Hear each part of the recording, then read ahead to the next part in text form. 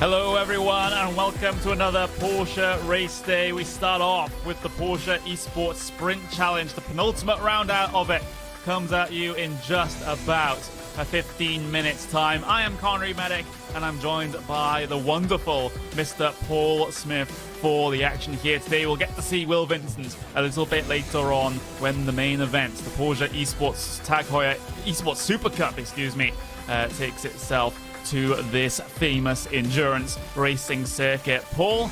But we've got this little sort of feature before we get to that main event. Round number 10 of the season, penultimate round. We get that finale in Monza at the beginning of October.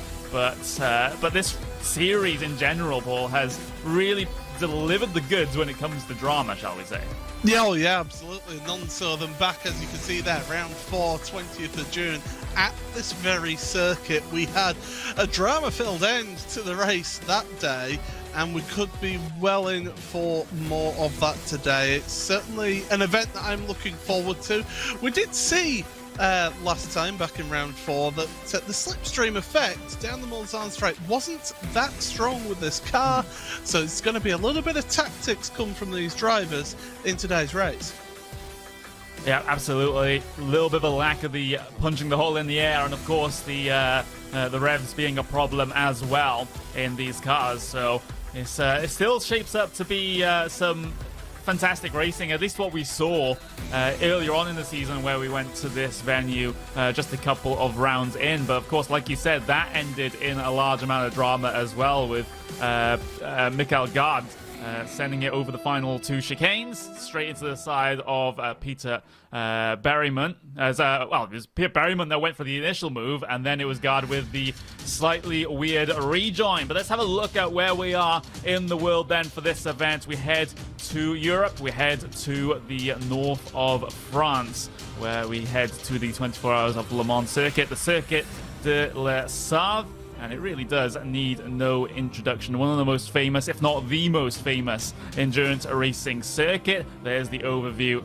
Incredibly long circuit indeed. Not longest on the calendar, of course. We've already had the Nürburgring Nordschleife. There is sector number 1, then the Dunlop chicane, and then you head up in towards Tetra Rouge. Important to get a good launch out of there because it gives you the initial runner speed coming down the Mulsanne straight into those 2 Mulsanne chicanes here, Paul. And then you have the hairpin right at the very end. That's Mulsanne corner, where we've seen a lot of overtaking.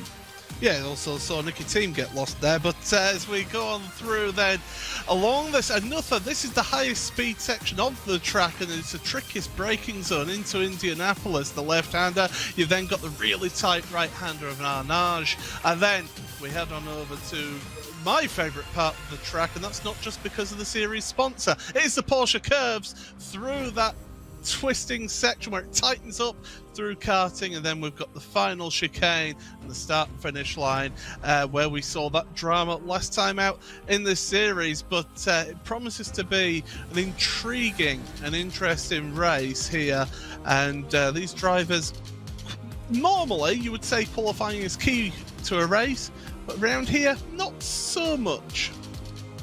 Yeah, you have ample opportunity to try and work your way through the field here today. And, there's one thing I wanted to talk about in terms of championship points.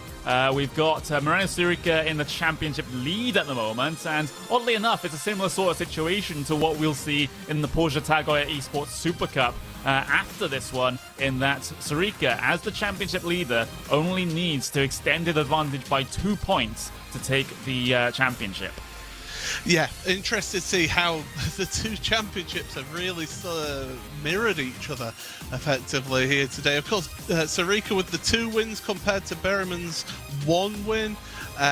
Kim Eriksson, he's had a good part of the season here with 1 win for himself. It's interesting to see, though, that there's not just the championship, but there's also prize money on offer for the top 5 of each of these races as well. And it's interesting to see how the prize money is broken down, because Pete Berryman, even though he finds himself in 2nd place in the championship, it shows his consistency of running, that he's only got $800 of winnings, compared to Kim Eriksson in 3rd place with $1,400 of winnings so far. Yeah, that's the important point. That's why a lot of drivers, especially in the midfield, will just want to get enough to try and climb up into those prize-paying positions in these races. Even if their season hasn't exactly gone to plan so far, you might as well turn up to these latter rounds because there is still that money on offer, and things might just fall your way. Lady Luck is a weird way of working sometimes, and you might be able to find yourself in a position where you're able to take home some prize money. But we are on board right now with one of the Altus Esports cars. We've got qualifying underway. 2 laps here, 2 flying laps to be able to get your place on the starting grid, and Cooper Webster working his way around at the moment. So it's driver versus track here, solo car qualifying, no draft affecting things from other cars, just the driver versus the circuit, and Webster's heading his way down the Mulsanne Straight. Yeah, you saw how he ran wide through Tete Rouge there onto the Mulsanne Straight. Important that you don't go too far wide, or you will get yourself a slowdown penalty. And of course, if you are new to iRacing, then if you are cutting the course or taking apart the course, will mean that your car will go faster. The sim will automatically apply a penalty that you have to slow down your car to meet that time gain and lose that back. But down through the first part, the first chicane at the Mulsanne Straight, you see how he's just sitting there in the middle of the road, the crown of the road. This is a public road, is this, and because of the crown of the road, it actually just means that your car, the bottom of the car, gets closer to the ground, giving you better top speed, better aerodynamic efficiency. Into the second chicane, you can see how he used that first curb a lot. Look at him cutting right across the curb on the inside there, and carries on now, heading towards Mulsanne. You go up over this rise and then back downhill, slightly turning when you're going towards Mulsanne corner. So it is always a little bit of a tricky braking zone into this right-hander. Yep, it is. Turning right while also dragging the brakes in, get that car slowed down. Cooper Webster's done well. Take the apex, exit curb. Careful with the gravel on the outside there. If you dip 2 tires, it can get the car a little sketchy, but Webster keeping it on the grey stuff now on this little straight on the way in towards Indianapolis. Now, a lot of time on throttle here today, which is why the slipstream is absolutely massive here. Maybe not in these cars, but when it comes to the 911 Cup cars that we'll get to see in the Super Cup a little bit later on, it's definitely very potent. But Webster, of course, has none of that to deal with at the moment. In towards that right-hand kink before getting the car slowed down for the slightly on-camber Indianapolis corner. We've seen a lot of incidents coming through here over the years. And then we look for the next apex of Arnage. Very tight right-hander. Get the car slowed down to about 70 kilometers an hour in these cars. And exits quite well as well. So this is looking to be a relatively clean lap here for Cooper Webster. He's done pretty well. And I wouldn't be surprised if he's inside the top 10. Yeah, he's shown real promise in this series. He's been one of the standouts. Not everything's not always gone his way, unfortunately, but whenever we have seen him running at the front, he has really showed that he's a potent threat in this championship. He finds himself 5th in the championship at the moment on 226 points, and has got a race win as well. So he has the ability there. That previous time, by the way, that's just him starting from around about there, actually, for the start of the qualifying, heading in to the start and finish line. That's why it's just 40 seconds there. But the first of the lap times will be coming up very shortly. I can see on my screen Kim Eriksson is running his way through the chicanes. He'll be the first one. And Cooper Webster, what time will he get across the line? We'll have to see that one. And there's timing beam, 4:17.03. So that's put him in second place for the moment. Yeah, absolutely. So we're seeing the first flurry of lap times come through. You can see that on the left-hand side. Kim Eriksson, provisional pole position at the moment here with a 4:16.8, but still a couple more times coming through, and first time we've seen a couple of drivers further down the field actually enter into this series. There's one of the Williams Esports cars heading their way through. I believe that is Moreno Sirica to complete his lap as the championship leader here in qualifying, goes second place, but it's not bad for a banker. These guys get 2 flying laps here, so it's good to have that one in the bank for Sarika, but now we can really push on this lap with 6 minutes remaining.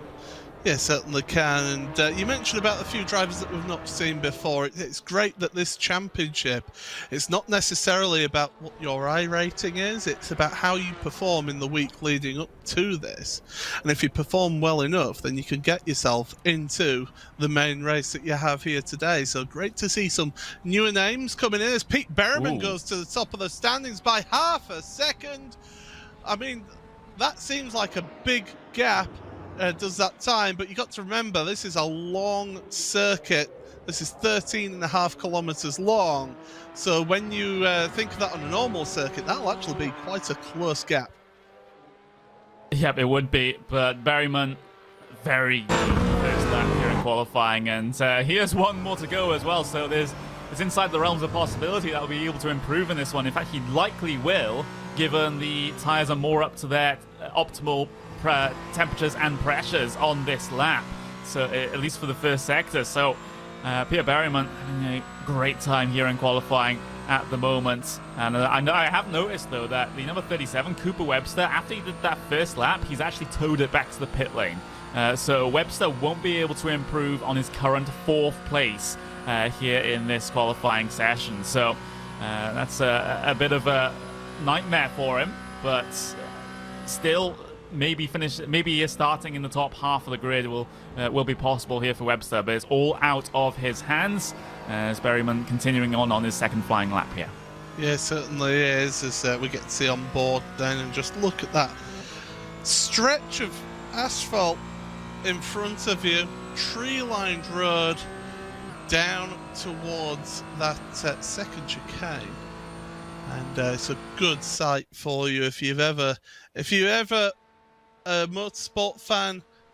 Get yourself to Le Mans if you ever get the chance. It is an amazing weekend for the 24 hours, and well, Pete Berriman's getting to see a great look at that straight. And to think that back in the 80s, in the old Group C era, there was no chicanes there. It was flat out all the way down, even all the way down here to Mulsanne Corner.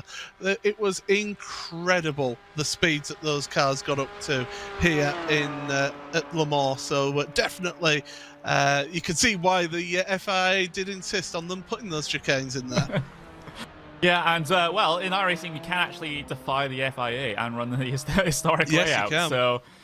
So if you ever wondered, how fast an LMP1 car or even an F1 car can go down that Mulsanne straight, well, you can load up the appropriate combo in iRacing, and you can go and see for yourself. And I have done so on many occasions. I even took some of the historic NASCARs down there when they first came out as well. So yeah, it's quite an interesting prospect.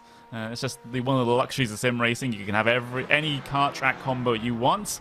Well, these guys in their Porsche 718 Cayman GT4 cars out there right now will get the 911 GT3 Cup cars a little bit later on for the Super Cup. But just under 3 minutes left here in qualifying. Berryman continuing on his lap, being really clean and tidy so far, and still has that massive advantage provisionally in the qualifying order at the moment. Ericsson needs to really pull one out of the bag here if he's going to pip Berryman to the post. I was about to mention 2 drivers who hadn't set a time, and right as I was about to start that, Thomas Gibson goes and sets a time, puts himself 6th on the grid. Michael Gard, who of course had that controversial end to the previous round that we had here, has yet to set a qualifying time. So we'll see what they can do here. But second laps are getting set right now. Marina Sarika finding himself now in second. Antia Hola, right as I say that, coming in second place. Brilliant lap there from the 882 car, Antiola.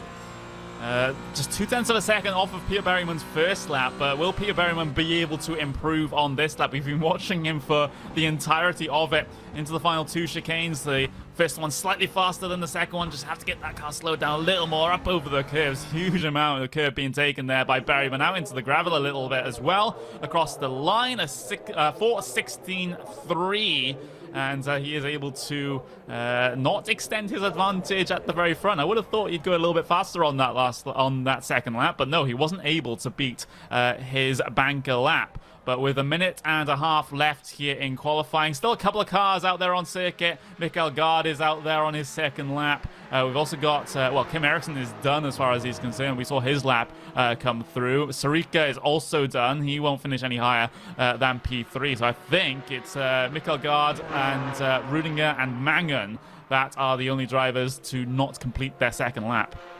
Yeah, absolutely. As through karting corner, the left-hander there.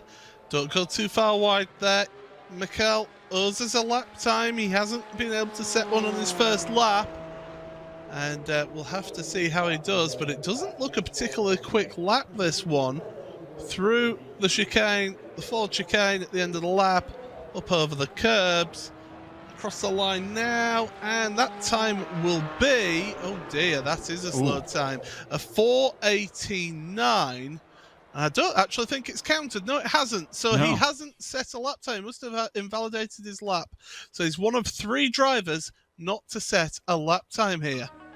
Well, at least he has friends on the back of the grid there that are in the exact same situation. Mate Zelinka, we have Jacob Vollmeyer as well, not setting themselves lap times, but just a couple of seconds away from the session expiring. Drivers that are on laps won't be able to finish them, as is the nature of solo car qualifying here. Checkered flag is out. We have the grid set for this round of the Porsche Esports Sprint Challenge, and we'll get a little look at it in just a couple of moments. But Peter Berryman does start in pole position here today by a couple of tenths of a second in qualifying. Antiola shares the front row with him. Moreno Sorica, your championship leader, starts on row 2 in P3. Kim Eriksson in P4. Cooper Webster, despite doing 1 lap at the start of the session, he's able to grab himself P5 on row number 3. Oscar Mangen starts in P6.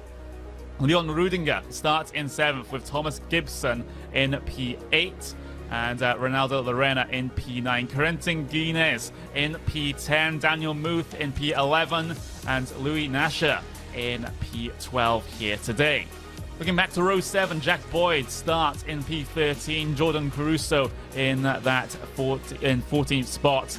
Matthias Berg in 15th. And Handgraf 16th. Solo Whiskey in P17. Bergens P18. And you have Caleb Hides in P19. Then you get those drivers just on the inside and outside of the top 20. Sirotek, Callow, Vickery. Then you have those drivers that did not set themselves qualifying times. That is Mikael Gard, Mate Zelinka, and Jacob Vollmeyer, bringing things down to your 25th spots. Your final spot on the starting grid here today. We're about 30 seconds away from getting this race started, and well, it's going to be a particularly big one for the men starting in P1 and P3. Peter Berryman versus Moreno Sorica for the championship. Sorica just needs to extend his points advantage by 2 at the end of this race, and he will be the champion of the first ever Porsche Esports Sprint Challenge season. But all the drivers have taken themselves to the starting grid. Then we're about to go green flag racing at the Circuit de la Sarre. Long hold, but we go racing now. Great start from pole position. Peter Berryman able to gain an advantage.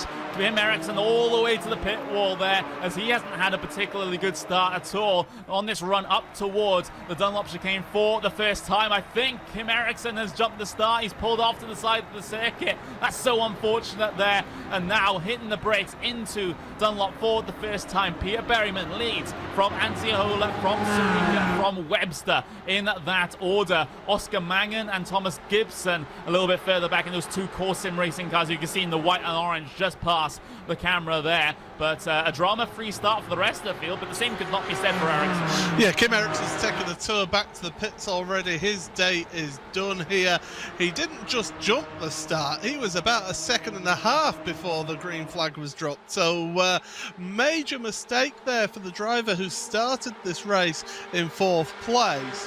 And a good opportunity has been lost for him to cement his 3rd place, especially with Antiola right up there in 2nd place. But Berryman, he's at the front of the field and he's trying his best to stay there, because Sorica is having a look.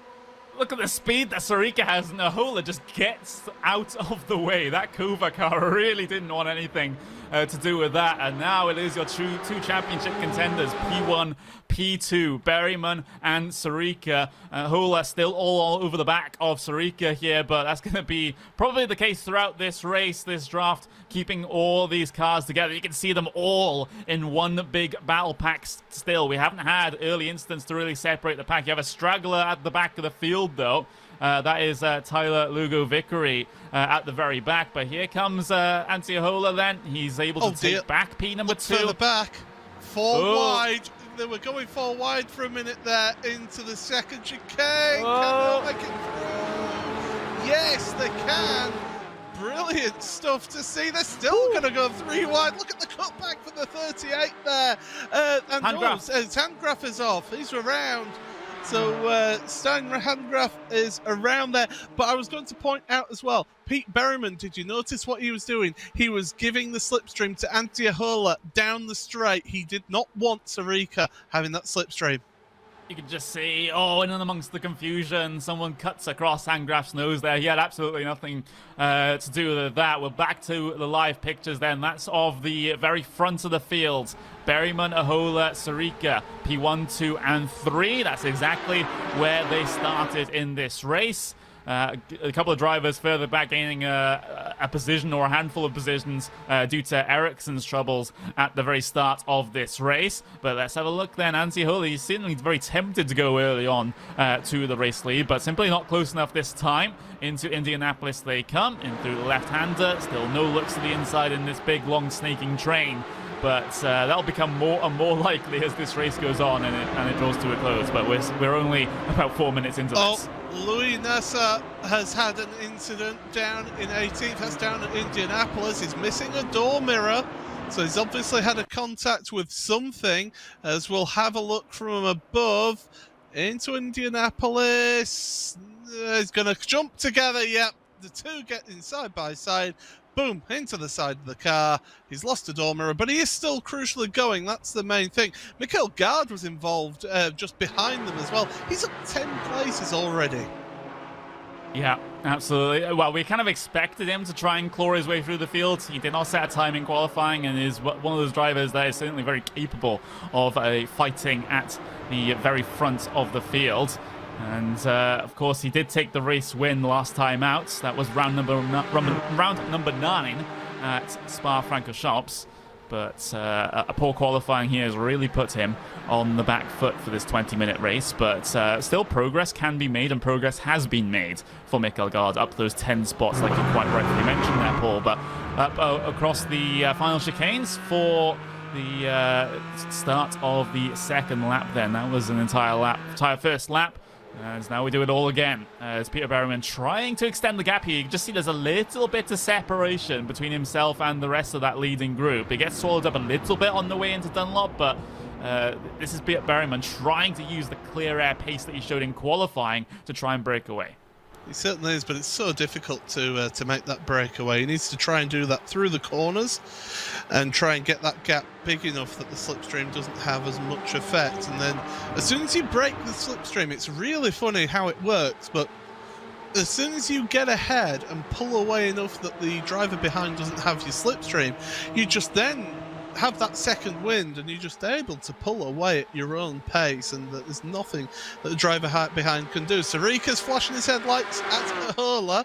I did note that out the exit of the final chicane, Cooper Webster was doing a bit of practicing for seeing how his rallycross skills go on. That's later on tonight on the RSD Sports Network as the first round of the World Championship. But look at this, Sarika back up into second place, but Ahola, he did that last lap and was able to get it into the second chicane. Yeah, absolutely. And, well, Ahola helped Sarika by there. A little bit of a tap on the brakes before the actual braking zone for the chicane. A little bit of fighting, a little bit of scrapping further back here. This is Muth, Guinness, Boyd looking to try and go 3 wide down the Mulsanne, but instead it'll just be Boyd and Guinness. Heading their way side by side down through there at the moment. There's the battle side by side for the second spot as well between Sarika and Ahola. Ahola back up into second place. So those guys second and third in line in the leading pack certainly trying to work together to try and keep Berryman honest. Yeah, Berryman is just determined to try and keep a hurler between him and Sarika. He wants that gap. Look at Cooper Webster. There we go. Cooper Webster was showing his nose on Sarika here, and Pete Berryman, the Apex Racing Team driver, would absolutely love to see Cooper Webster get in the mix. The two core sim racing cars of Mangan and Gibson to really get involved in this and mix up this championship battle. Yeah, I think so as well. I mean, inside these top positions, there are monetary prizes to be won, and the further you climb, the more you get. As simple as that. So I wouldn't put it past Cooper Webster here to be a little bit more forceful with the guys ahead coming into the latter stages of this race, but we've yet to hit the halfway point in this one just yet. And, well, Ahola just parking it behind Berryman at the moment. Still not threatening a move on your race leader, but he's certainly there ready and waiting, just in case there's a slight error that Peter Berryman makes. Either he misses an apex, misses his braking point, has a bad run out of one of these corners onto a straight. Ahola is there ready and waiting, and you just see almost touching the rear bumper through Arnage. And Ahola certainly isn't giving Berryman a lot of space. Certainly not. He's keeping the pressure on, and as much as Pete wants to keep that lead, there comes a point where you've got to weigh up having an accident or maybe letting a hurler by for at least a little while. But Berryman does seem quite comfortable at the front, really, even though that gap is less than 0.2 of a second between the two of them. So it's all in his hands here, and he can dictate to a degree that pace. But this is the part of the track where he wants to try and get away.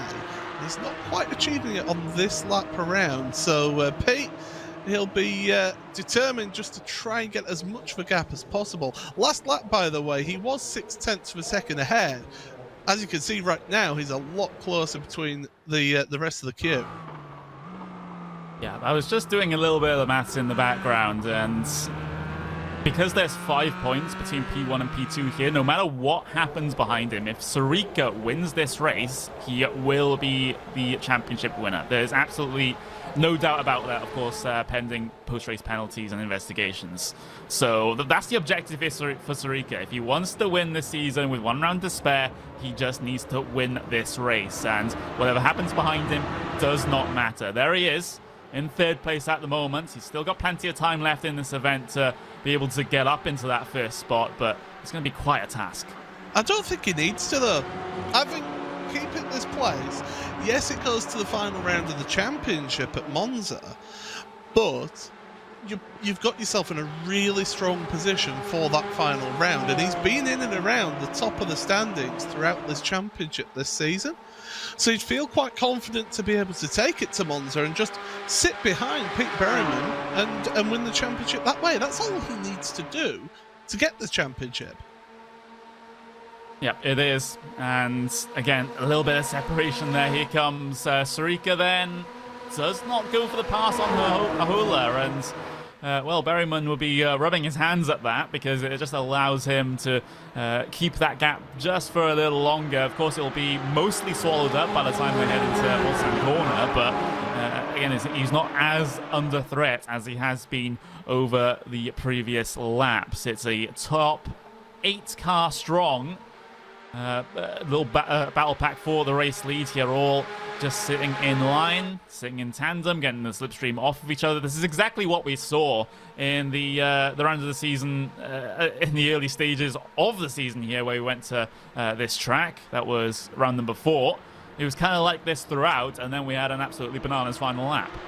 Yeah, and if anything, this series has always shown us that we can get a really bananas final lap. Pete Berryman ran right across the inside of the exit of that second chicane, and he'll have been pushing the track limits in terms of slowdown penalty. It seems to be fine. He's holding on to that lead, although look at Ahola looking towards Mulsanne Corner.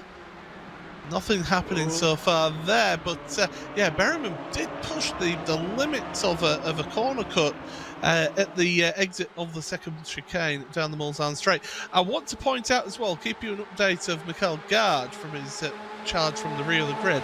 He's in 12th place, he's up 11 places, but he's in that awkward spot now where he has no slipstream. So he's really finding it difficult to get onto the next batch of 3 cars that are in 9th, 10th and 11th.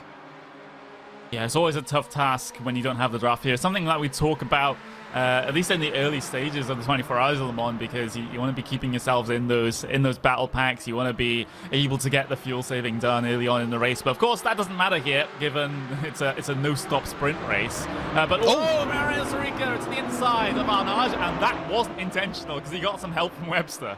Yeah, and that's compromised him on the exit of Arnage now, and this is going to allow Webster, it's going to allow Mangan as well as Gibson to really come up to the back of that Williams Esports driver of Reina Sarica, but they're sorting themselves out, keeping themselves in order for the time being, but that'll have been a little bit of a heart-in-mouth moment as we get a look at the replay here.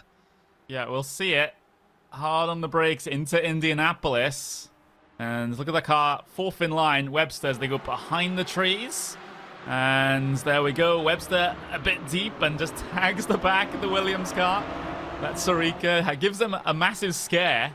Because if he hit them any more forcefully, that would be Sarica straight across the apex and potentially into P1 and 2. Yeah, and that would really put the cat amongst the pigeons in terms of championships or any potential penalties. But look at Webster, he's hounding Sarica through into the chicane. Seems to have a little bit of a better run through that part of the lap here, does Cooper. And he's having a run in towards turn 1. But that's the end of lap 3, start lap 4, and we've got just under 7 minutes remaining here, so we're going to get 2 more laps. Yep, we are.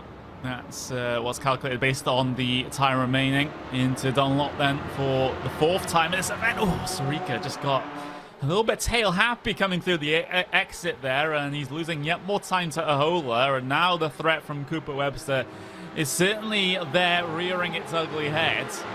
The first sector they come. Sarica just has to be careful here. He can't afford to really lose that much time to these guys ahead. He has, of course, that buffer in the championship points, but of course he wants to be making his life as easy as possible coming into the final round of Monza. So he doesn't want to lose too many spots here. Otherwise, Berryman will have a better chance coming into the final race of the season. There's the top 4 up on screen for you now. Berryman, Ahola, Sarica, and then Webster. And it's the Slipstream Fest down the Mulsanne once again. Side by side between 2 Core Sim Racing teammates there. That's Thomas Gibson and Oscar Mangan battling wheel to wheel down the first part of the Mulsanne before they hit the brakes into the first chicane. Thomas Gibson ahead of Mangan between the 2 teammates there.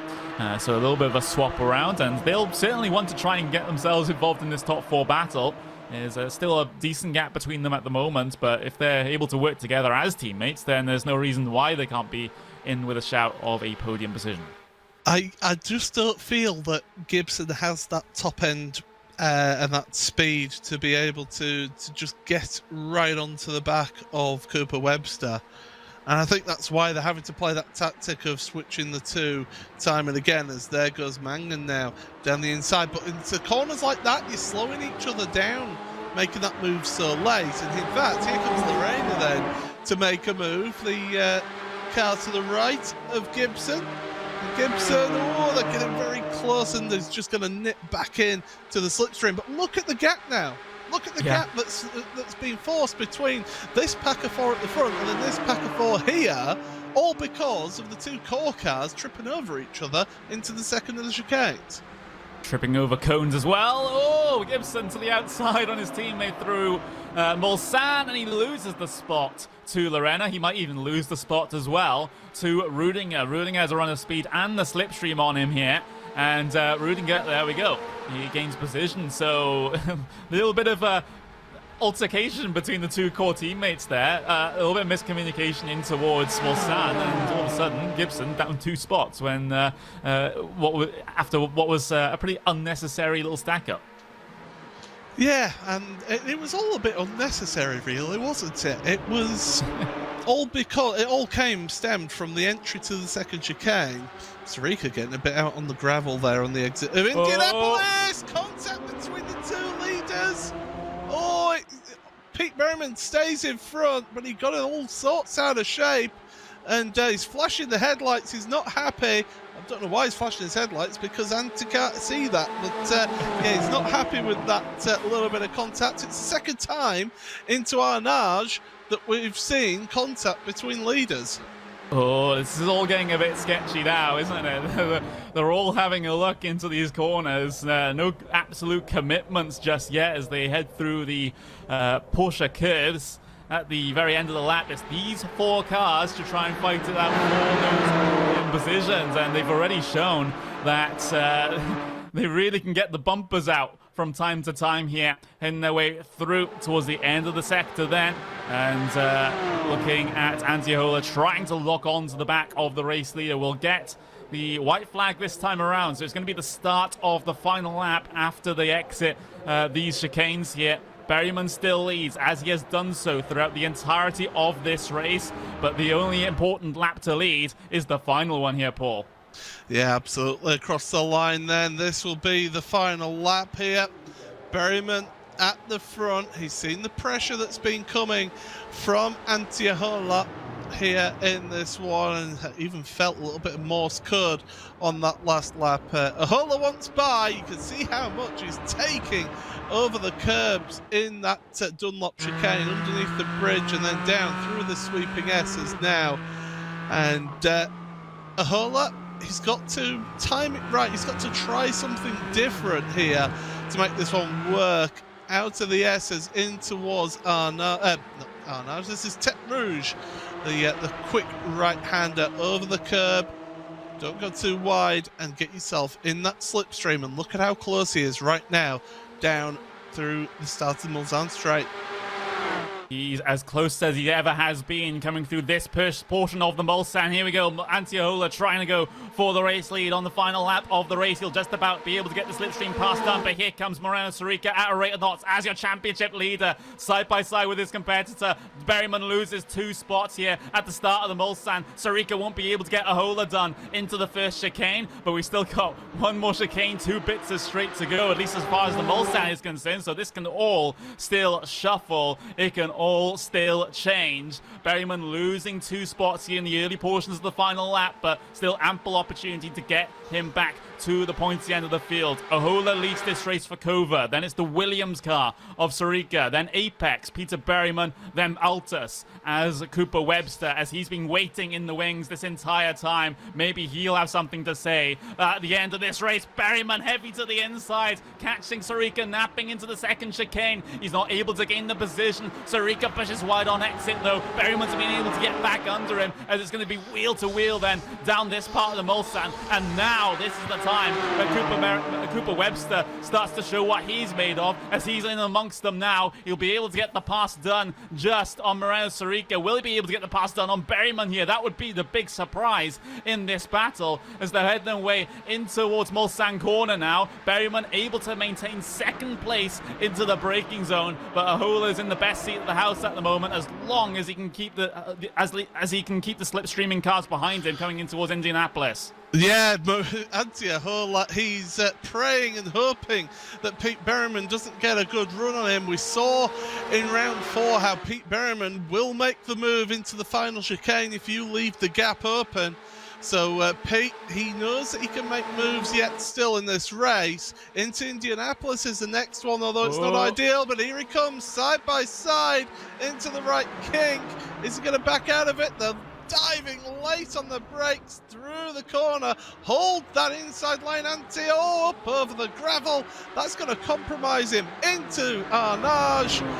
He'll be going slow on the exit here, and here we go, Connery. Gloves are off now into the final part of the lap. Yeah, Sorica at the back of the train, which isn't where he needed to be. It's a safe position in terms of the championship, but you won't be able to win it from there.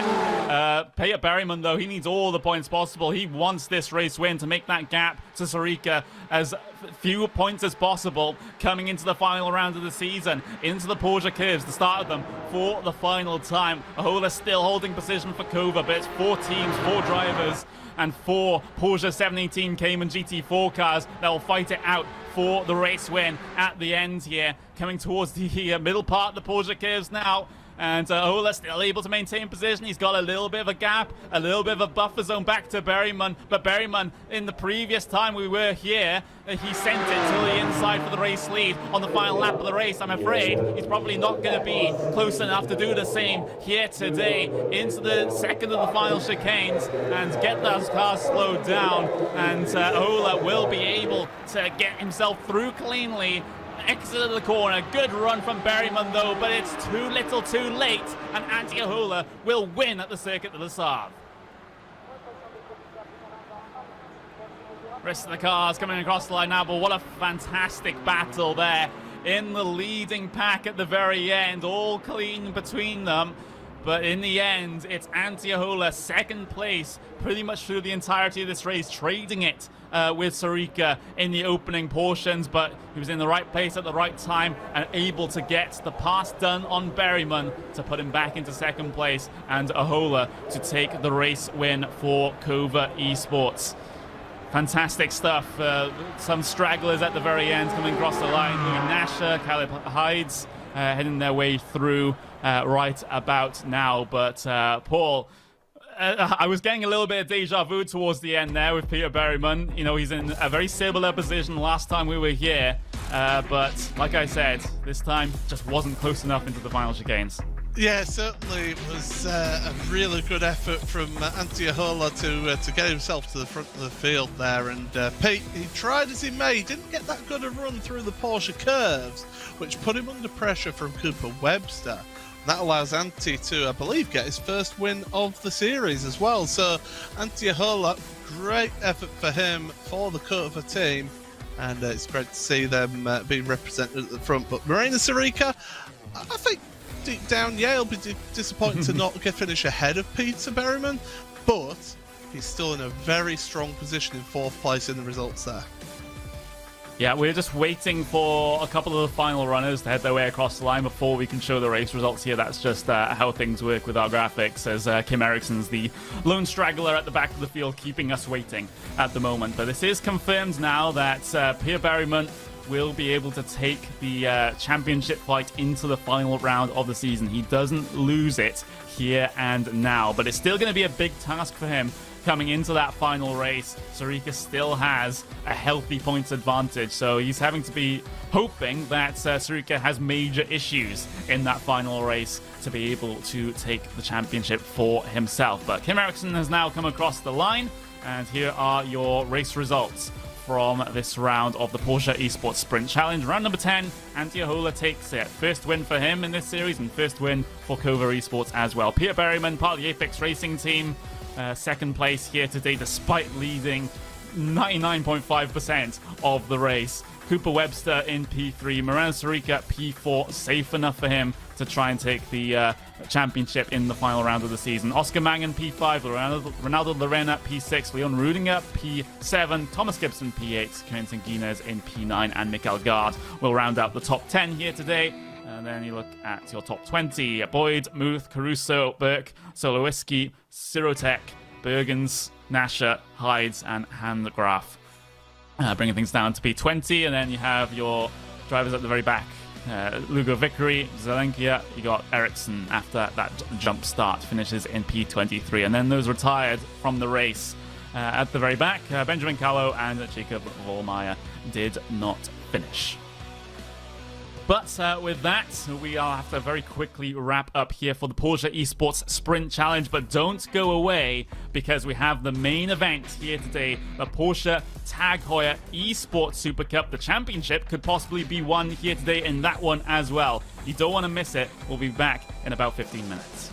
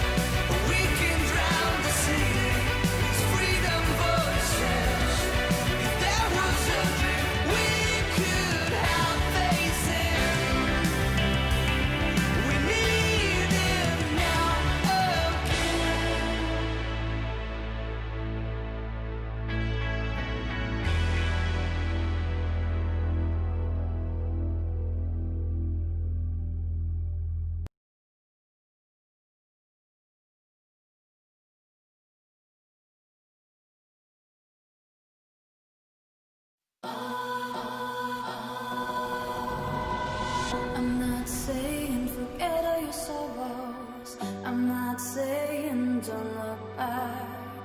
I'm not saying act like there's no tomorrow. I'm not saying leave what's holding you back. You're spinning round and round. You've lost the ground because you're stuck in the middle. Why don't you live a little?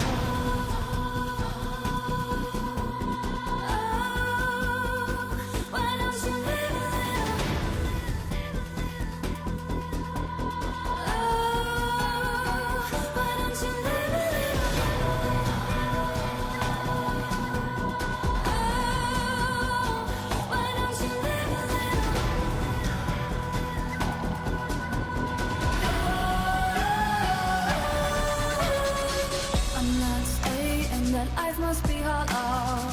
I'm just saying some things won't last. I'm not saying that there's no one to follow. I'm just saying there's more than just one path. You're spinning round and round, and you've lost the ground because you're stuck in the middle. Why don't you live a little?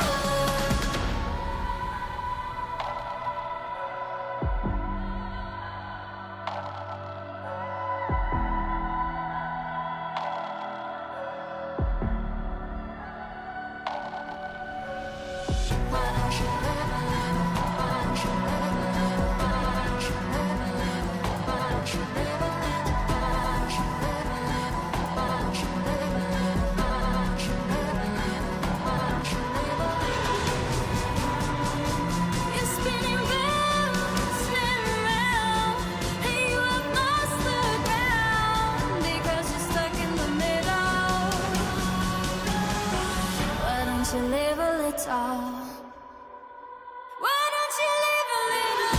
a little? Why don't you live a little?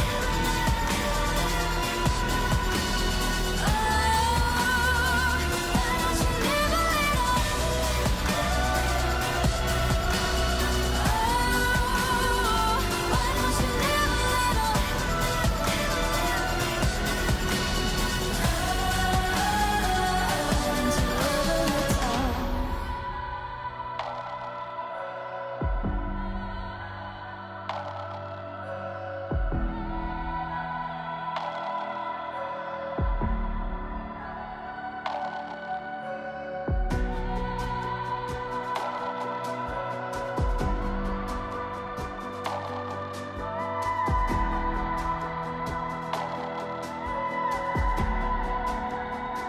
Why don't you live a little?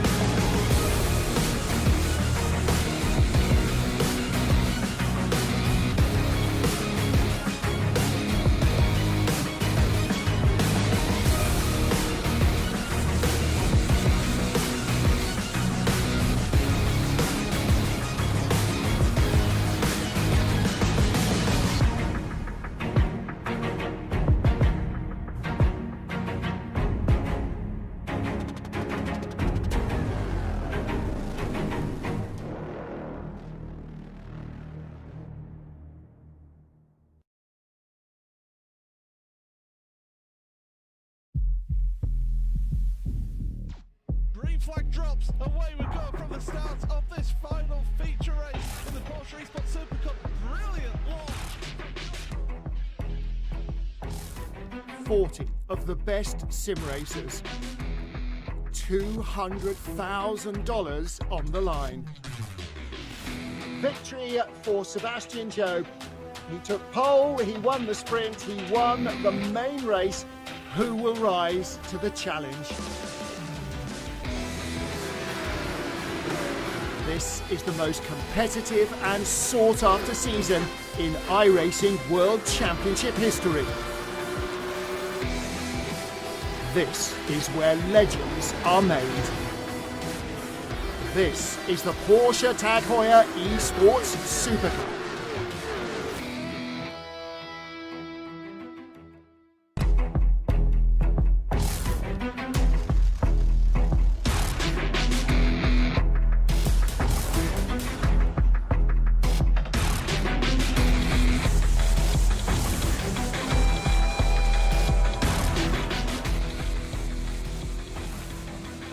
Hello everyone, and welcome to the penultimate round of the 2020 Porsche Tag Heuer Esports Super Cup.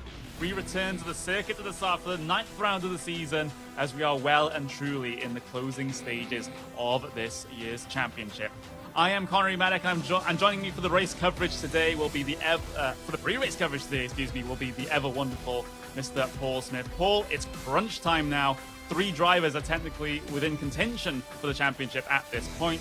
Sebastian Job, Joshua Rogers, Alejandro Sanchez. Job has the easier route of the 3 of them to take the title than the others, but the race here today is absolutely crucial.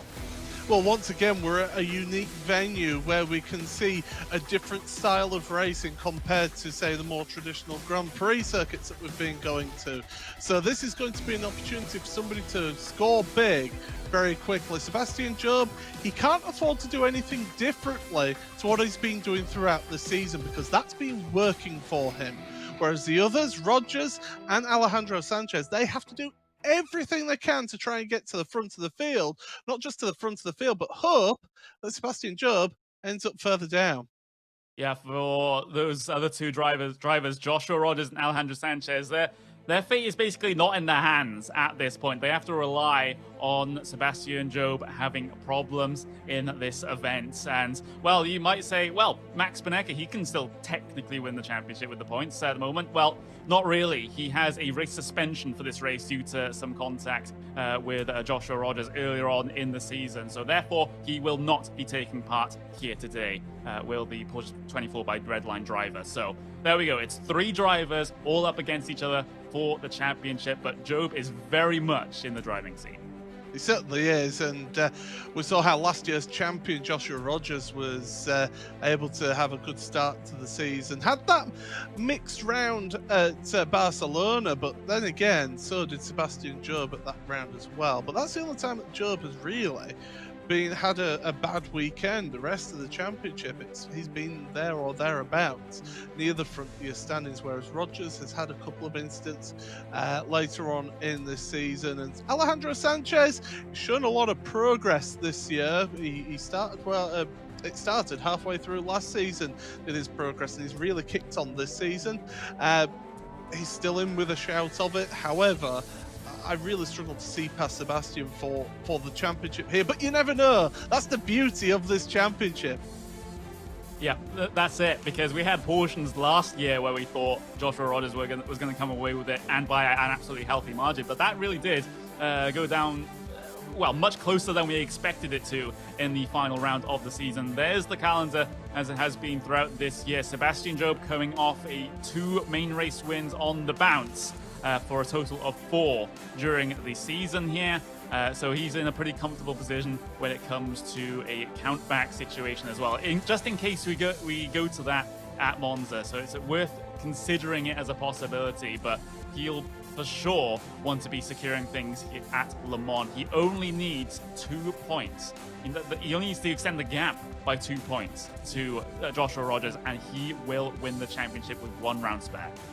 Yeah, and if anything, you want to secure a championship as soon as possible, and just then have a nice, easy run of it in that final round of the championship. No stress there. You can just have a bit of fun and be more relaxed. We've got qualifying is just starting to progress right now, and you're seeing these visor cams on board. Job on the left, Rogers on the right, and going to be getting quite a unique perspective of how these drivers go around this track. Well, that's going to be my job done for the early part of this broadcast. I will leave you in the very capable hands of Mr. Will Vincent and, of course, Paul Smith for the race coverage. Take it away, guys. Thank you very much, Connery. And yes, 2 rounds of the championship remaining, and these are arguably the 2 biggest protagonists. Welcome to Circuit de la Sarthe. This track, of course, it's known for hosting a famous 24-hour race every year. It is based in the northwest of France, and it measures just under 8.5 miles in length. It has had some changes over time. Possibly the most important of those is down the Mulsanne Straight, where both Sebastian Job and Josh Rogers are on track right now. Added in 2 chicanes because, quite frankly, the cars were starting to get way too fast. I remember there was a car back in 1993 that basically entered like 24 hours of Le Mans just to basically go as fast as it can. They have got names, these 2 chicanes, but I probably wouldn't be allowed to mention them on an iRacing broadcast, Paul. Yeah, absolutely. I mean, you mentioned about the speeds that they were getting. Don't forget that another part of the reason why they added the chicanes was because cars were taking off as well over the little bits of hill that they have to go over as well on this track. So that's the reason why those chicanes got brought in. But it also gives us a really good a couple of overtaking spots down that straight. So it gives us the opportunity of having drivers duking it out side by side into those chicanes, and you can see many moments of drama throughout the history of this circuit and this event. And well, the Porsche Tagore Esports Supercup, I'm sure, will bring us even more drama. Indeed. So it's worth noting a couple of points. As ever, it's what we like to call close course qualifying. So these drivers are running by themselves. So in qualifying, there's not going to be any slipstreaming shenanigans. But in the race, there is going to be a lot of that. And this is where the bigger your team, the people you've got working with you, might help you out dramatically. One thing that's worth noting, Paul, is that there is going to be potentially 1 or 2 drivers who won't be taking part in qualifying. One of those is Graham Carroll, who, of course, is a part of the Red Bull Racing Esports family. And that could hurt Sebastian just a little bit. He's going to have to be relying a lot more on Patrick Holtzman. And we do know that being able to work in your kind of team bubbles can be so important in the race. Absolutely, and we've seen how those teams have helped each other, helped out their team. It is an individual championship. Let's not forget that in this series. There is no teams championship, but all these drivers are associated with teams, and they are certainly going to be working together. Oh, there you go. You got the top 20 on screen right now, and it's interesting to point out that the bottom of that top 20, though, that is the automatic promotion spots for qualification for next season's championship. And you know, look at the relegation points as well, because that spot 20th is so crucial here. And you think you've got Brian Lockwood, Patrick Holtzman, Ricardo Castrolado, then you've got Mitchell de Jong, Josh Anderson as well, pretty close to that spot as well. Alexander Tiber, a bit fallen off of that. Jared Filsell is the one that surprises me here, Will, because he was so quick through last season. For some reason, he's not really found form this season, bar 1 or 2 races. And that's always the thing. Motorsports is such a fast-moving environment. Of course, things had changed in terms of the way that the tyres have evolved between last year and this year. So there have been changes.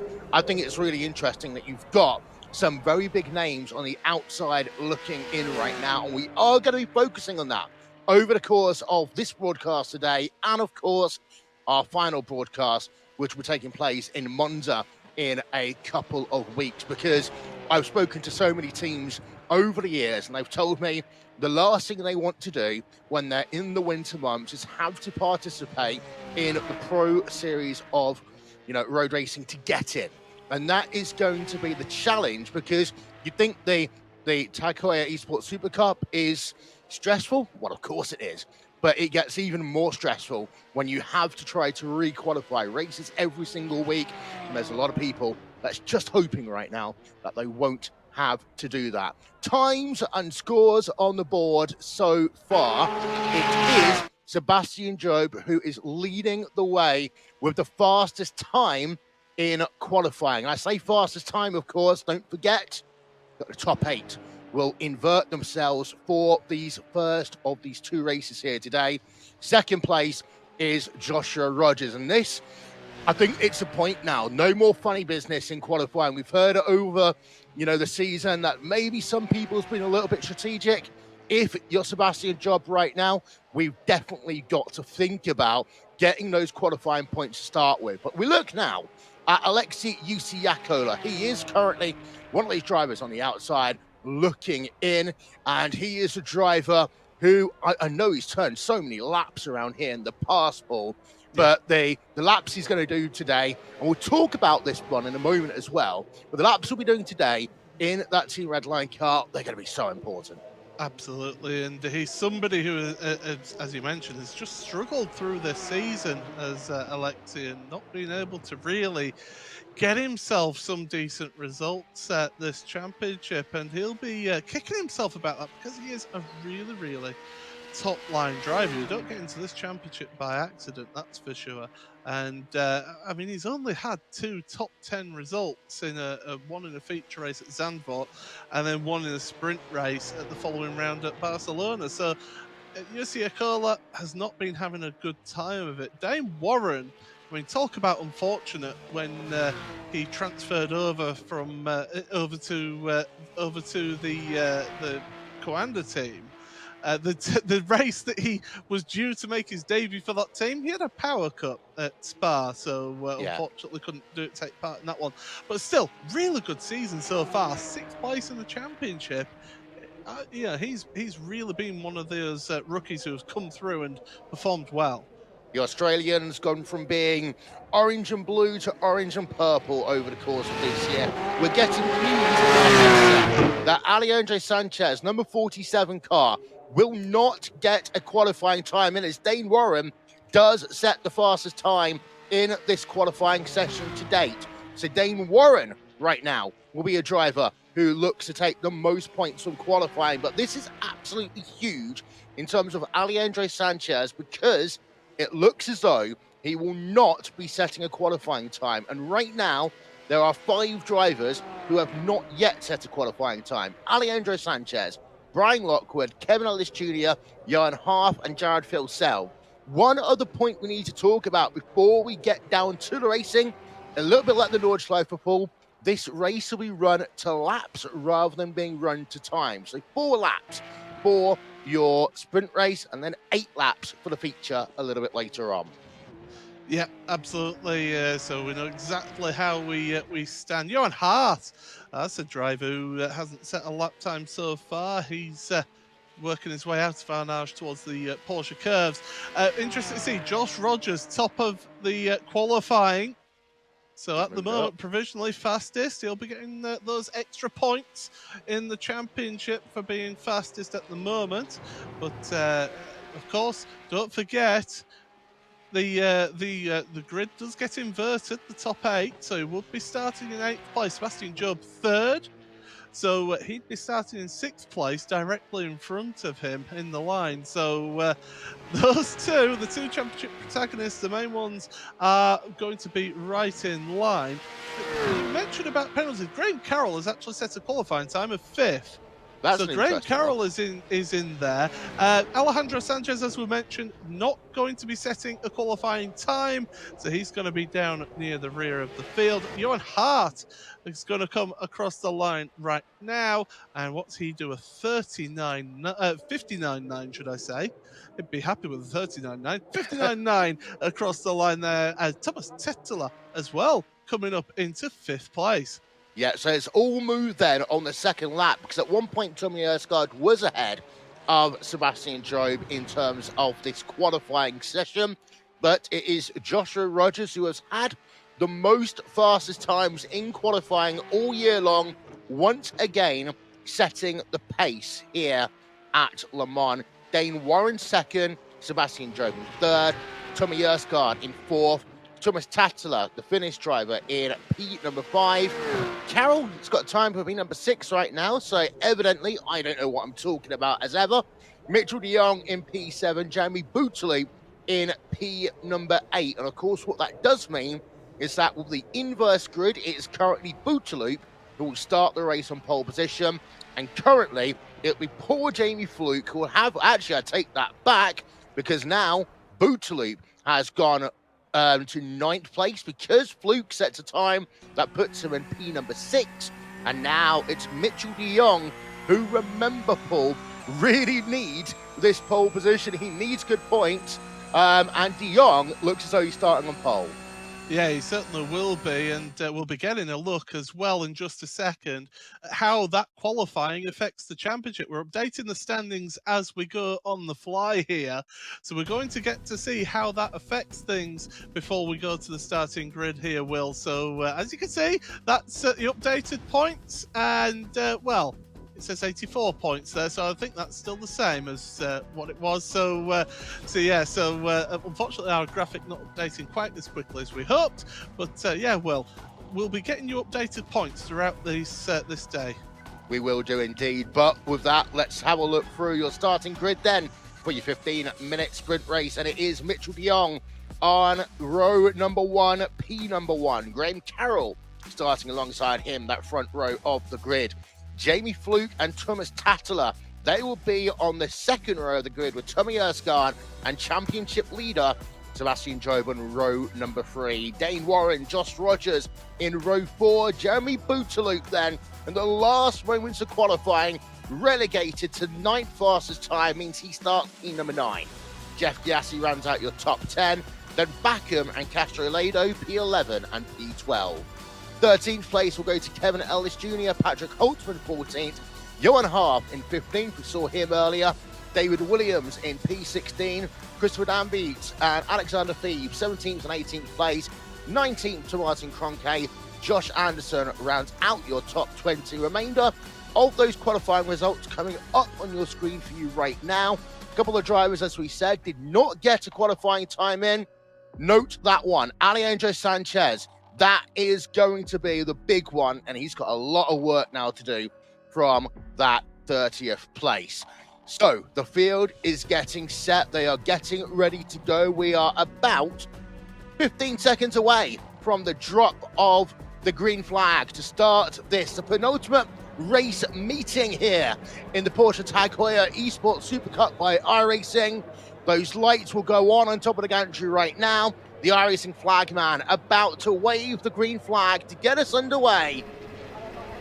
And just waiting patiently for that last couple of moments. Everyone taking that deep breath in. And we are away here at Le Mans as the drivers and the cars storm down into Dunlop for the first time. Having a look, and the 4 wide already heading into this opening sequence of corners. But note that number 21, that is Graham Carroll's Red Bull Racing Esports car. The 22 car is Sebastian Job, who right now is in P number 7, but importantly is ahead of Josh Rogers. Although saying that, it looks as though they're going side by side as they work themselves then through the opening sequence of corners. This is mighty close there, and of course we've got the battle we want, Paul, for the championship on track early.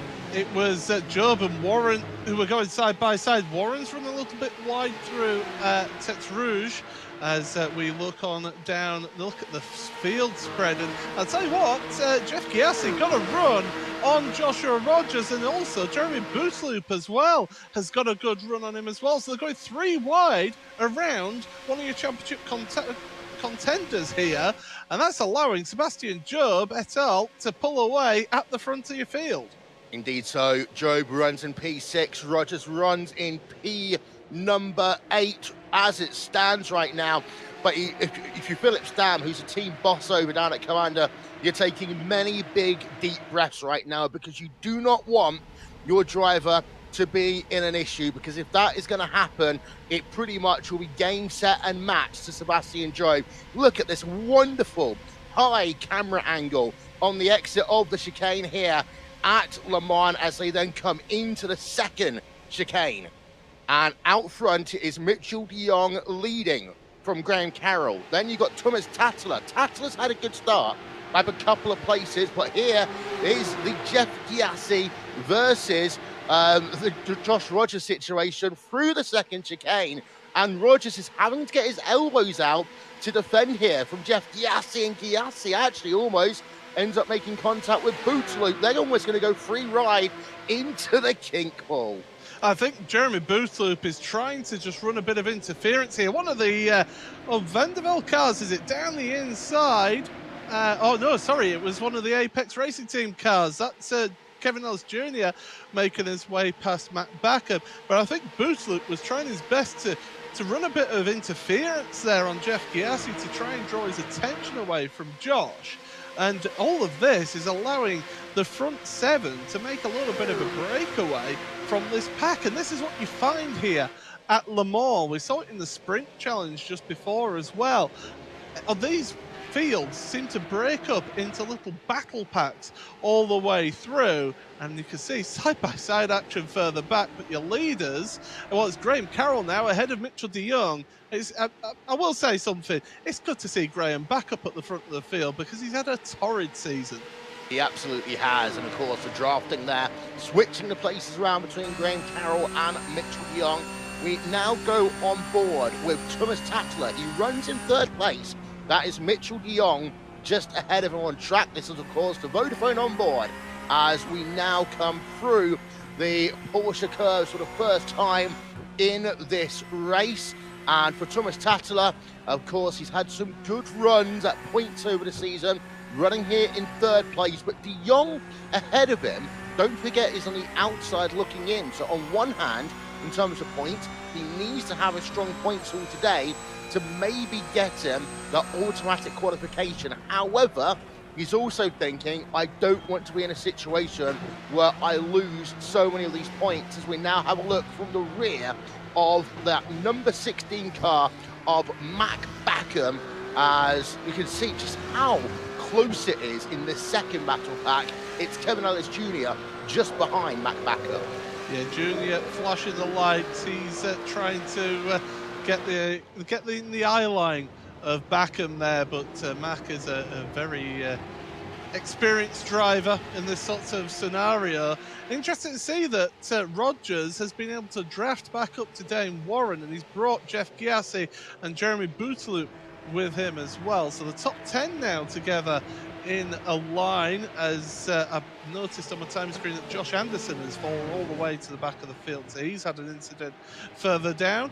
Yeah, so the 36 all the way to the back of the field here today. He's not had the best of seasons as Josh, neither has Bobby Zelensky, who's in that penultimate place. Also, talking about the top 20 and the fight for relegation, or the fight to stay away from relegation, big news is Brian Lockwood has been unable to take the start of this race, and he was there on the bubble.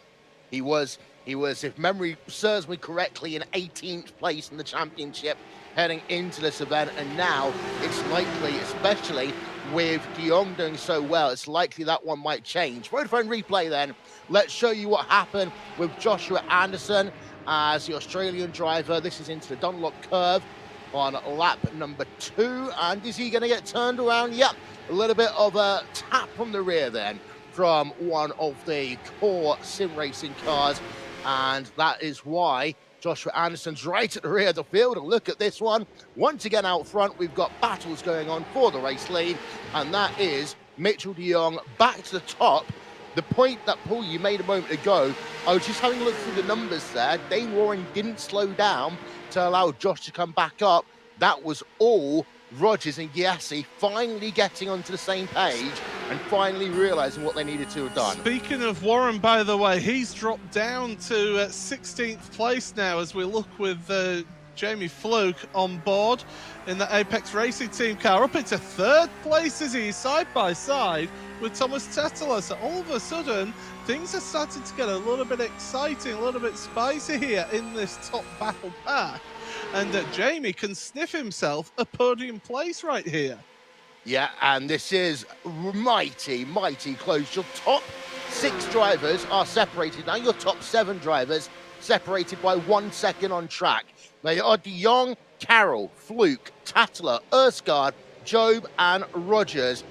Jeff Giassi has kind of fallen back a little bit, and it does look as though Dane Warren must have just cut a chicane somewhere, because he has now fallen down to 15th place on the racetrack. But this is, again, where you've got to hope that all these passes, the good thing about Le Mans is that it's wide enough when you get to most parts of the racetrack where you make your overtaking. But, Paul, that's not always the case. No, and look behind this battle that we're looking at, because Job and Rogers, so as well as Tetteler and Erstgaard, there's also Job and Rogers going side by side through the Porsche curves. You can just see them to the right of the shot there, disappearing off shot. There they are. I mean, talk about the 2 championship protagonists at the front of your championship, battling it out like 2 gunslingers out in the west. And Job able to head out to the front of Rogers again. And Giassi's trying to get involved, so too is Jeremy Boutaloop as well. Yeah, so it was side by side all the way through the Porsche curves, and then we've got the battle for the race lead on top. We're looking at Dane Warren 15th place on the bottom of your screen.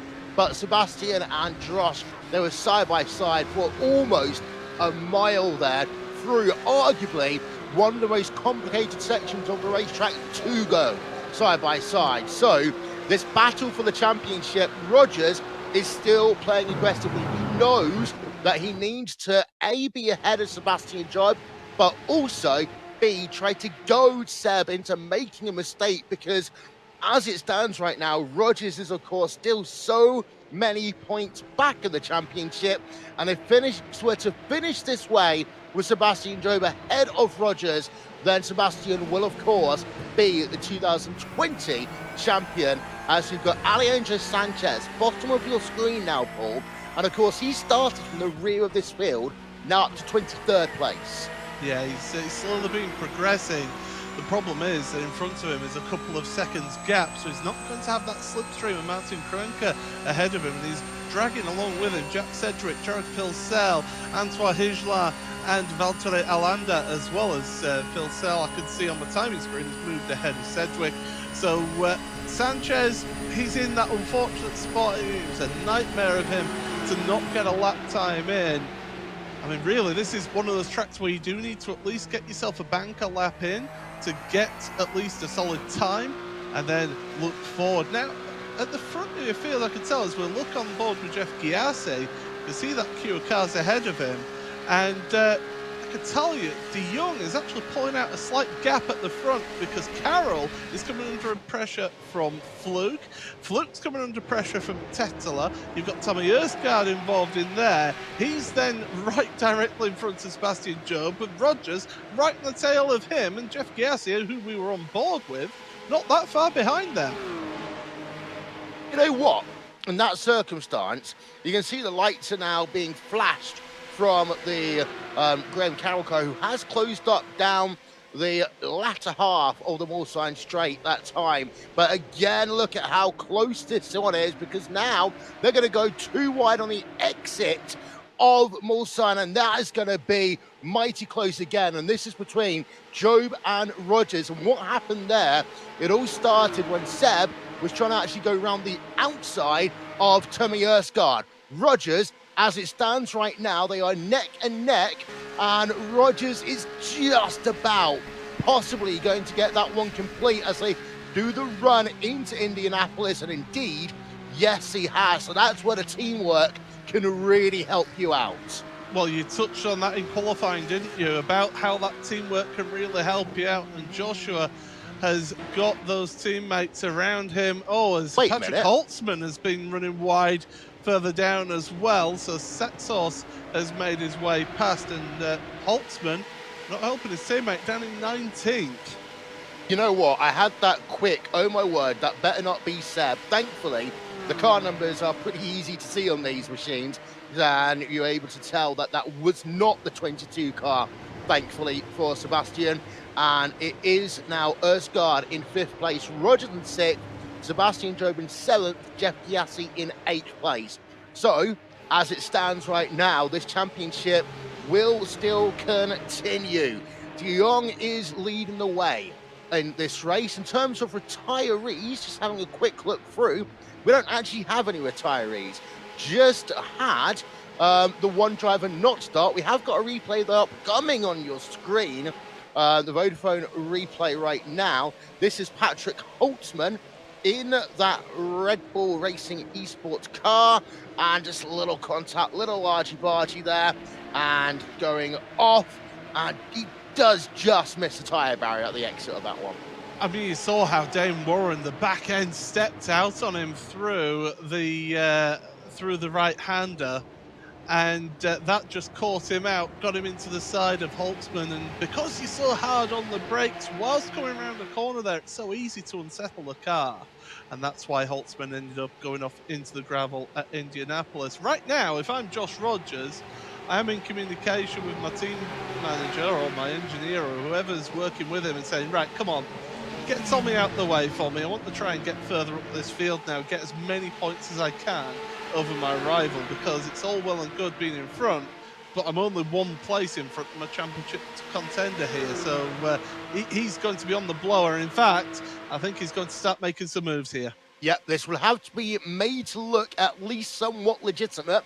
Yep. Let's not forget that we have had drivers penalised this season already for essentially doing team order like stuff or deliberately helping out someone a part of their same stable, but Rogers is past Erskard there, and now Erskard is going to be the one who's having to defend from Sebastian Job. I'm hoping we can get a look on board with Seb, actually, because this was going to be a great couple of corners to see how quickly he closes up to the rear of Tommy Erskard and how quickly he might get past in this one.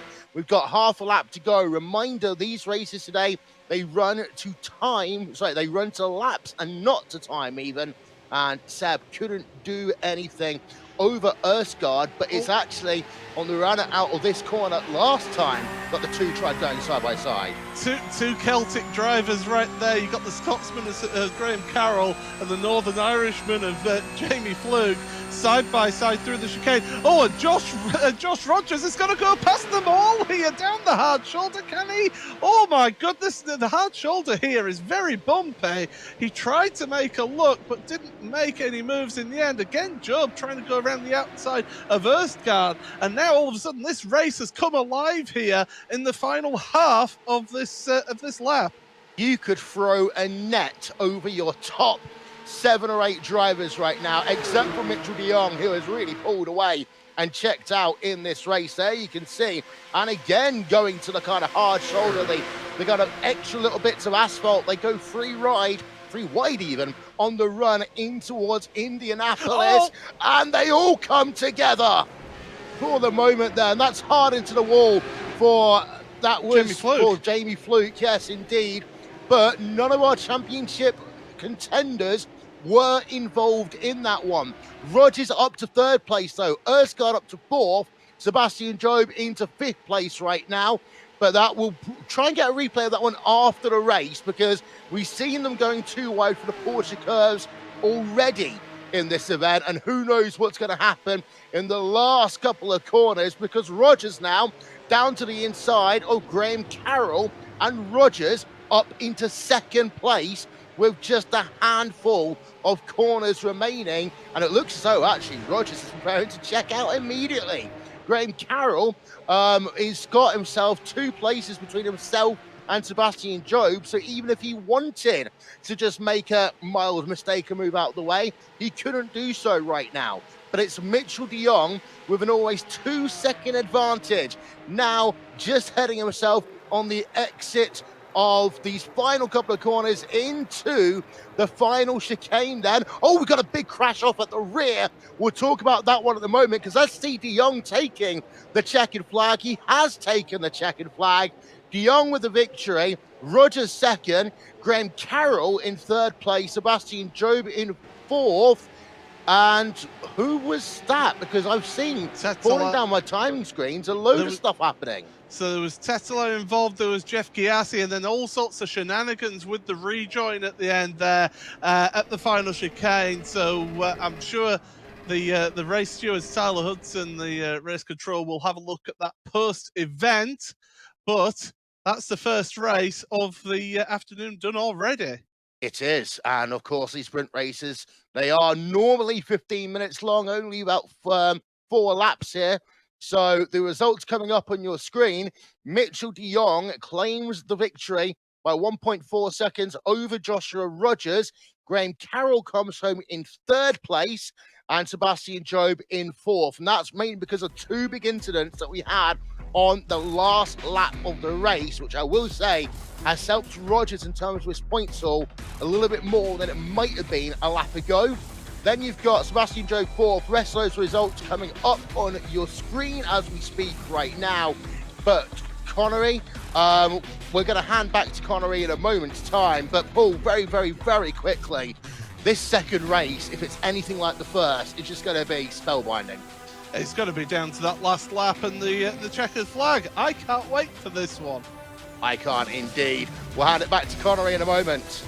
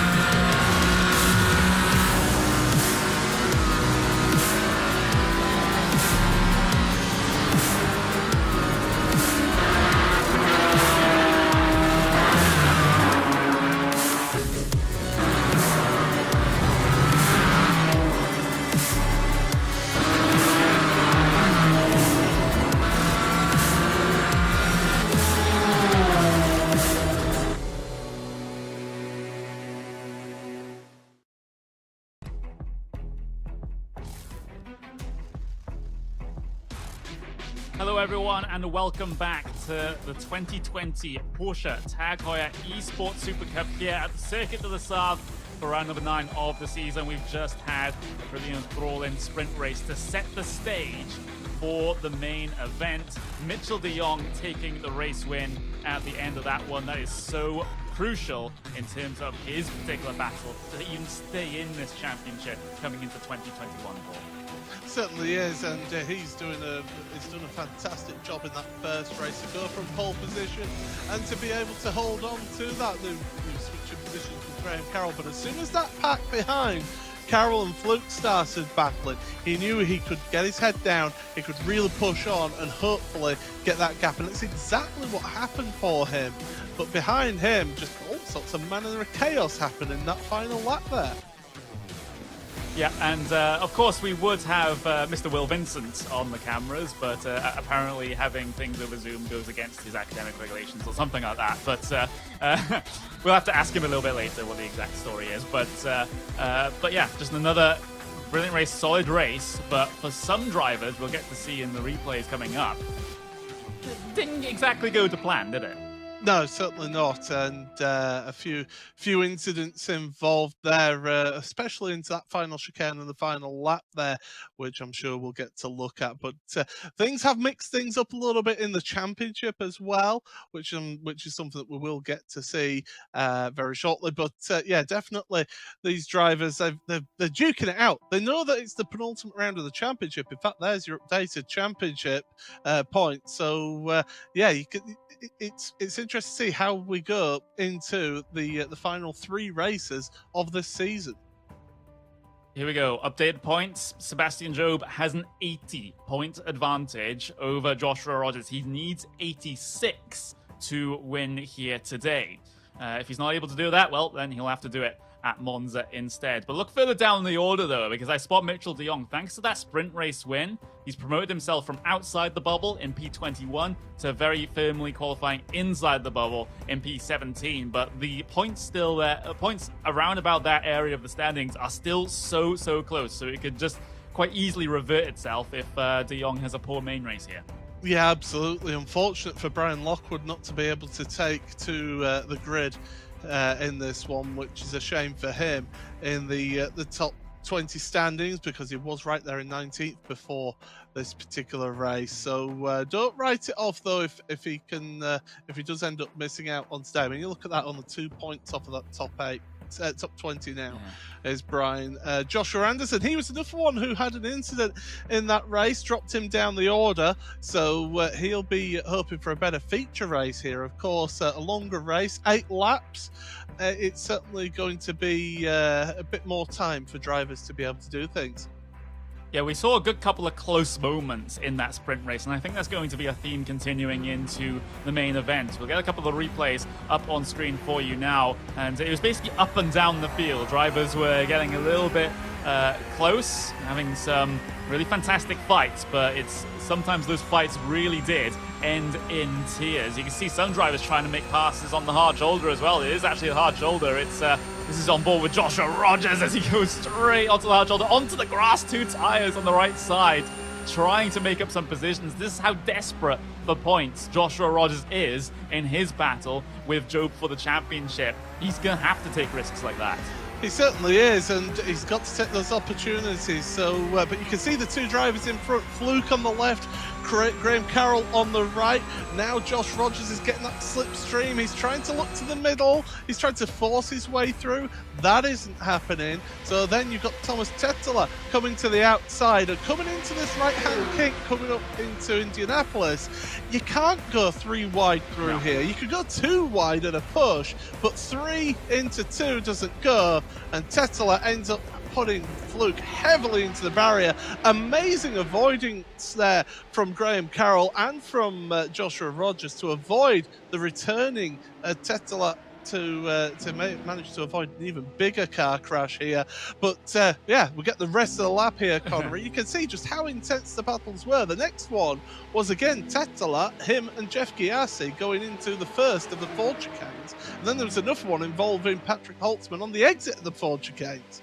Yeah, in that previous incident, though, into Indianapolis, you saw a car come back across the circuit, and that could have so easily hit one of your championship contenders. It could have hit Job. It could have hit Rogers. If it hit Job, then, well, Rogers is definitely rubbing his hands at the end of this sprint race. But fortunately, that car coming back across the circuit, missing everyone. So everyone's able to continue. You can just wind this through the rest of the lap now, coming towards the end of the Porsche curves.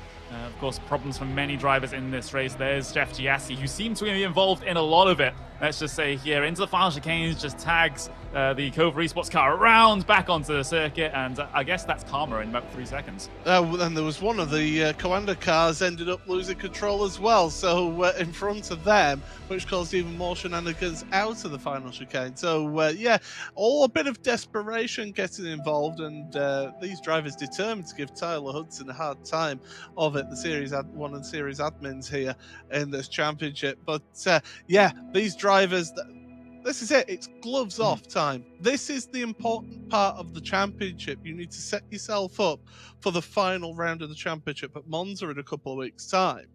And these drivers, they know they have to get every opportunity they can and take it with both hands. Well, that's simply what you have to do at this stage.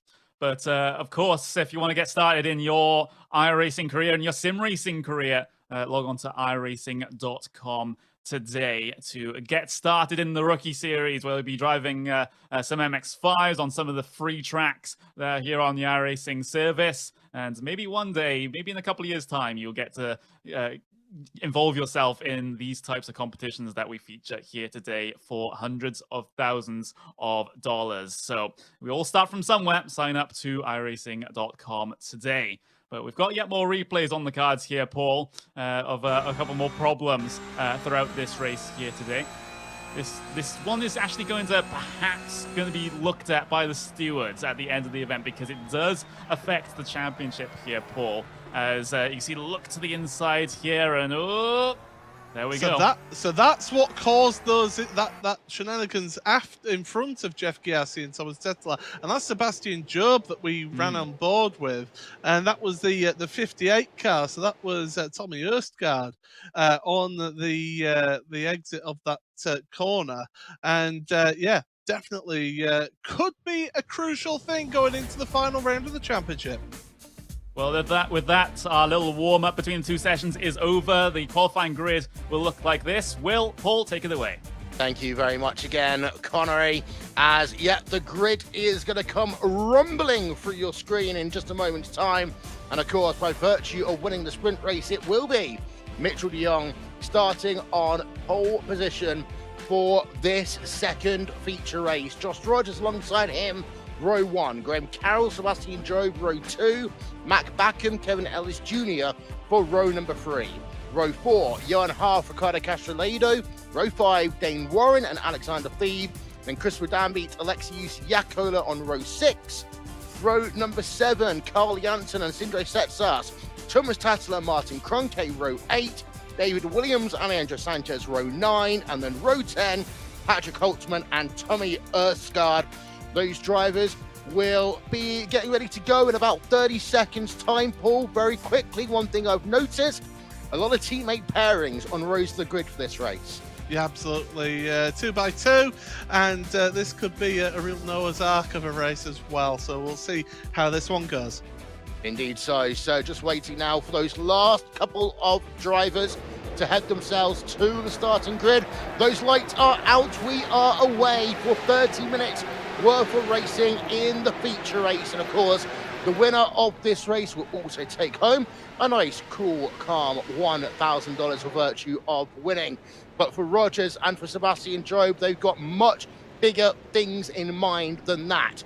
Mitchell de Jong gets a good start. Rogers gets a good start. Graham Carroll does stay ahead of Sebastian Job in the opening couple of corners as they work through the S's for the first time. 3 wide already going on behind them. Calm it down, guys. It's 8 laps here in this feature race, and that was Kevin Ellis Jr., Johan Harf and Ricardo Castrolado. But on the exit, Tetra Rouge on to the Mulsanne for the first of 8 laps here. Remember, it's not a 30-minute race here today. It's 8 laps around the Le Mans racetrack. And, well, that does make our job a little bit easier, Paul, because I have once actually called the last lap of a 24-hour race around this track incorrectly, allegedly.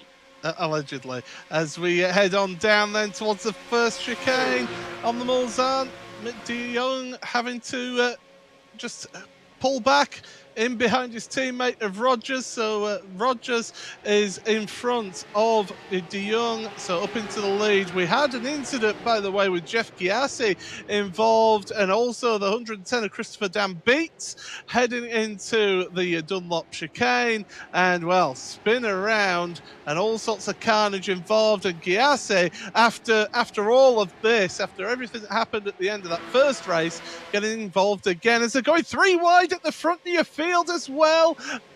Sebastian Job looking to the inside, but Rogers stays ahead. He does. And now you've got P2, P1 in the championship, P1, P2 in this race. And this is going to be incredible. I wonder how much de Jong's going to try and help out his teammate here and make life more complicated for Sebastian Job. But you can see the side drafting going on between these two drivers as they work themselves into Mulsanne corner right now, the end of the Mulsanne straight. And of course, this is where it gets a little bit tighter on the exit of this corner. And now it is the run to Indianapolis.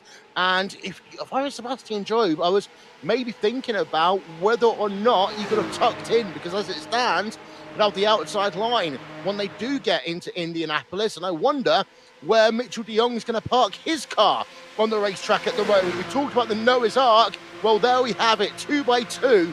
Left-hand lane, you've got the Red Bull Racing Esports drivers. Right-hand lane, you've got the Coanda drivers, and now everyone almost back into line again.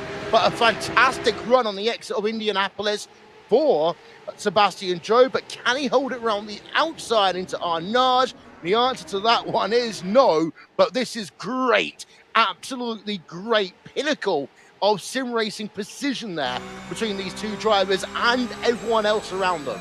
Yeah, absolutely. Mitchell de Jong, of course, stablemate, not teammate, strictly speaking, in this race, but he is a stablemate of Joshua Rogers, so he'll be wanting to help out his friend, that's for sure.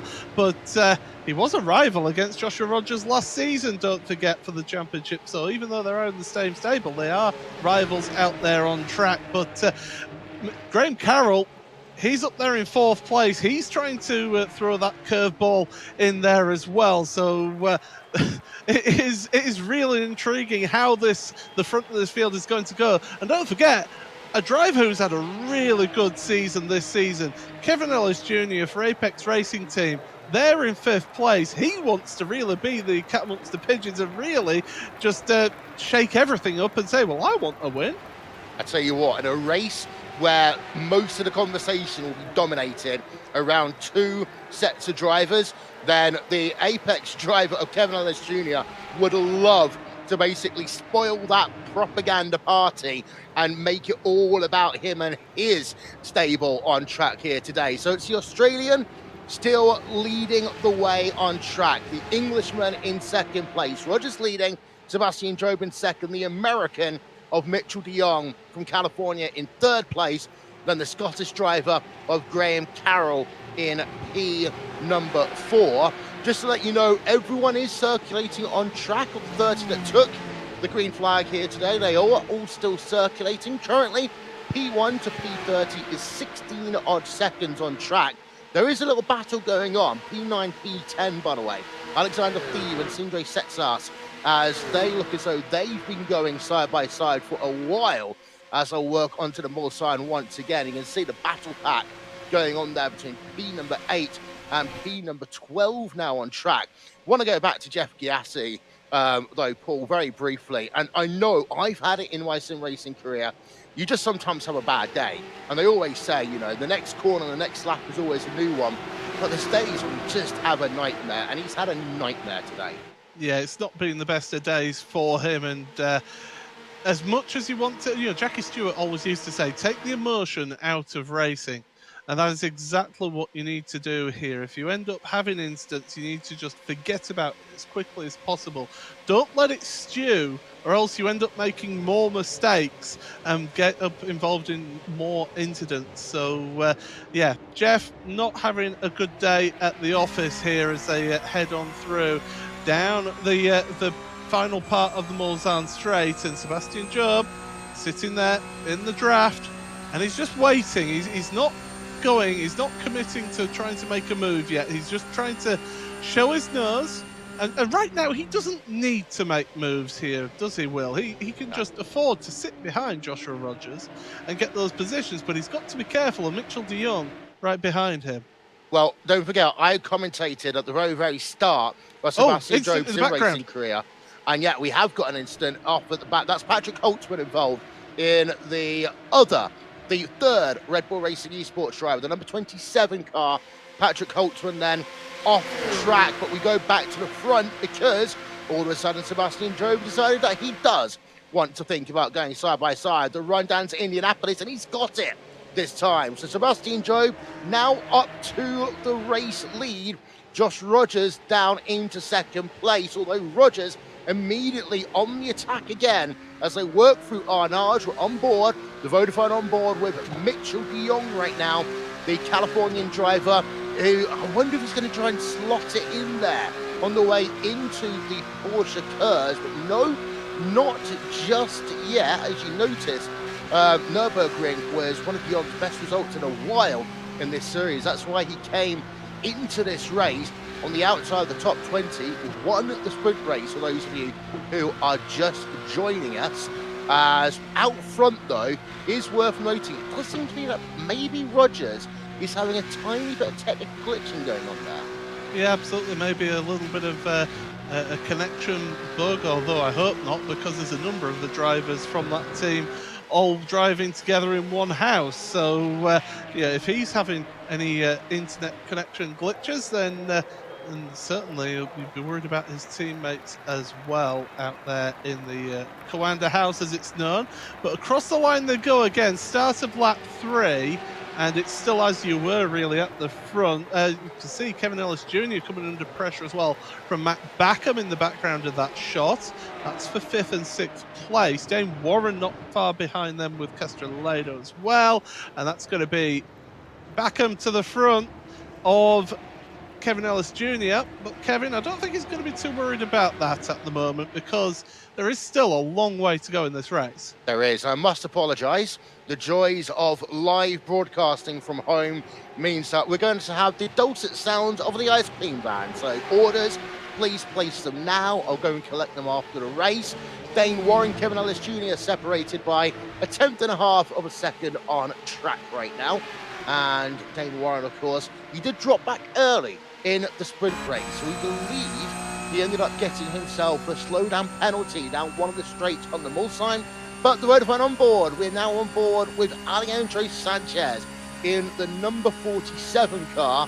And he's been really working his way up here. And he's now up into 12th place in the MSI Esports car.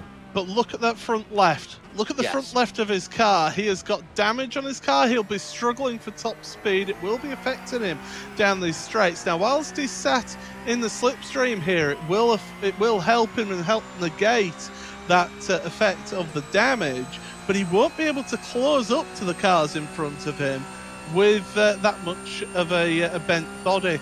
So definitely will be affected top speed with Alejandro, but he's behind Setsource and Tetela, and those two are looking to make some moves. So if they keep on fighting, keep on squabbling, they're going to slow each other down, and that's going to allow Alejandro to be able to swoop in and maybe make some moves.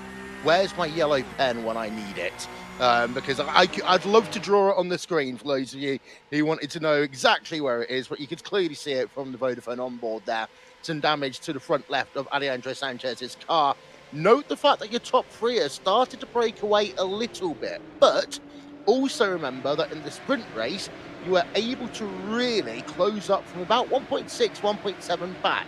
We go to the split screen. Battle for your race lead at the top of your screen, and the battle going on between Alexander Thieve, Thomas Tatler, Sindre Setsource, Alejandro Sanchez, that is at the bottom of your screen, because even though we have got the championship battle going on the top part of your screen, still so many storylines that will come into play, not only today, but at Monza, especially in terms of prize paying positions, but who qualifies for 2021 season. As we can see this battle for the race lead.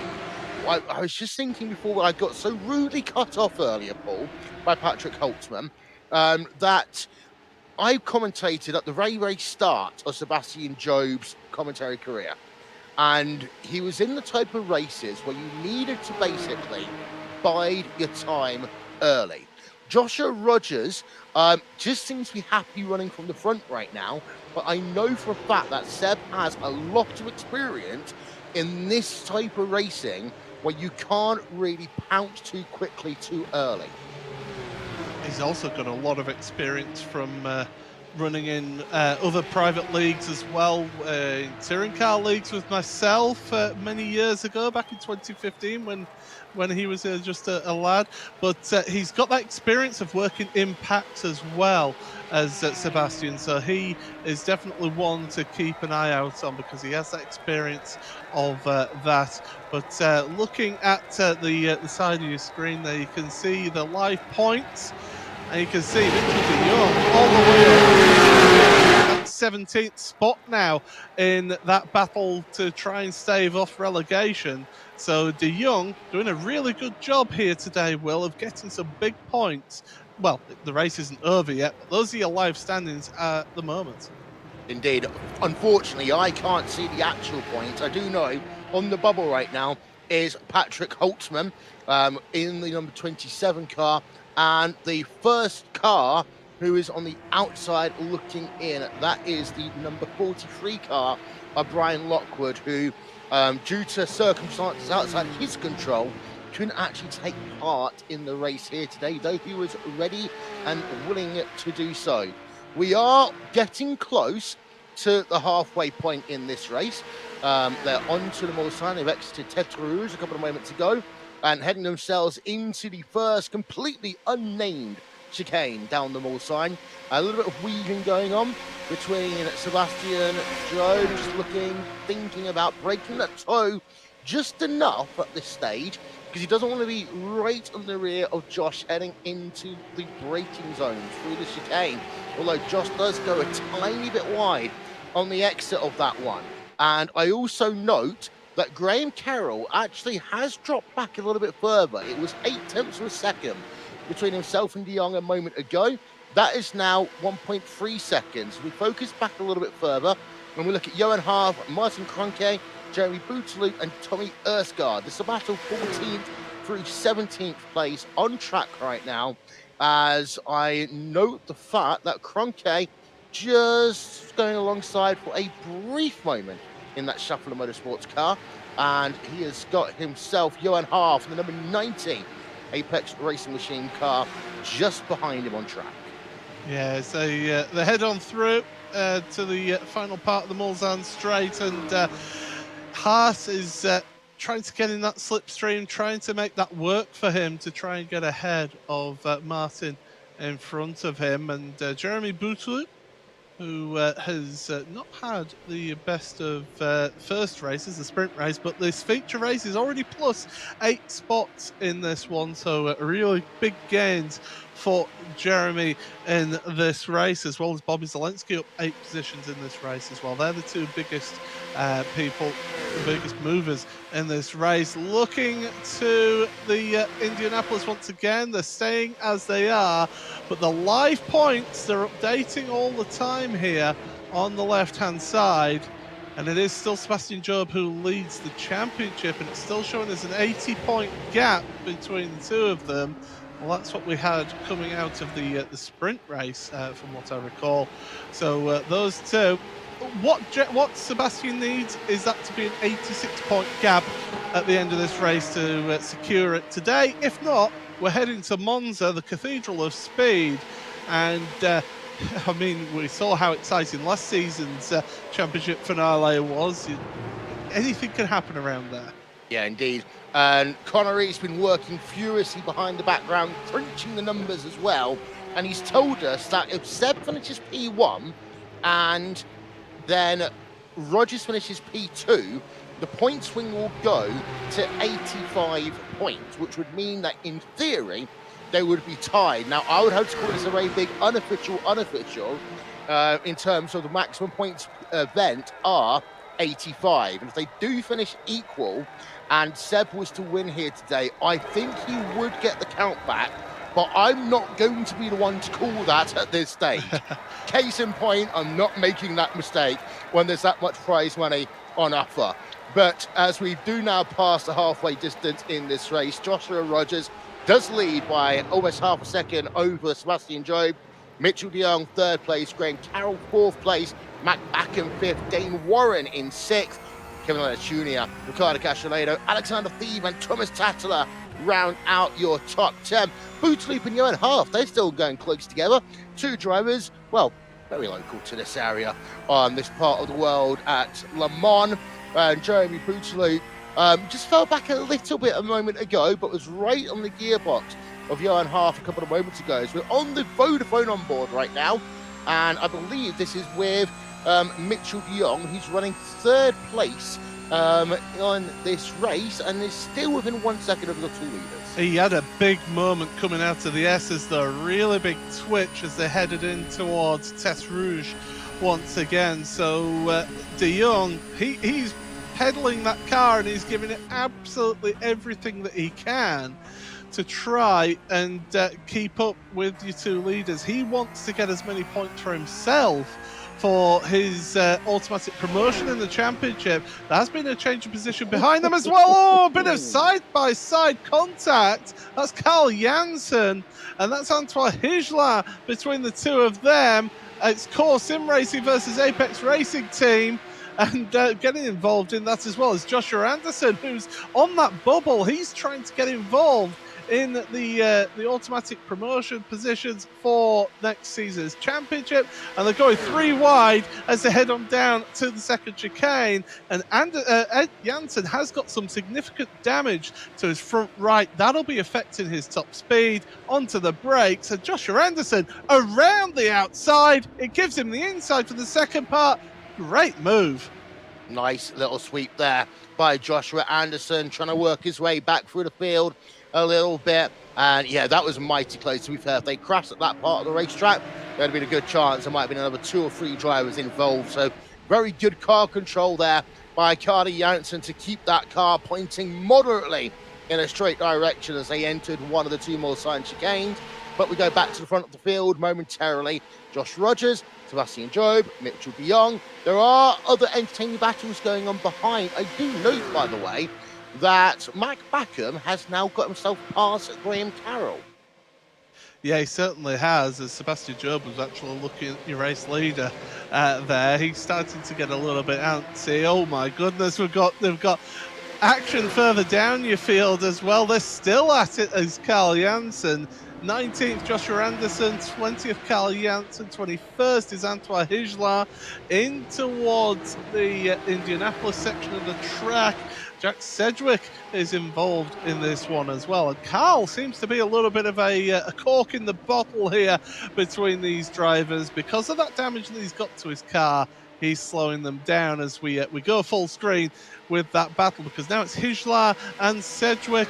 And we'll actually have a look at the Vodafone replay here of what happened to Sedgwick a little bit earlier on here. This is down the Mulsanne Straight, and this is on board with Jack Sedgwick. So you see there that Apex Racing Team car pulling out to the right-hand side. And oh, Janssen, they all got a bit close to each other. He was trying to squeeze him there, Will.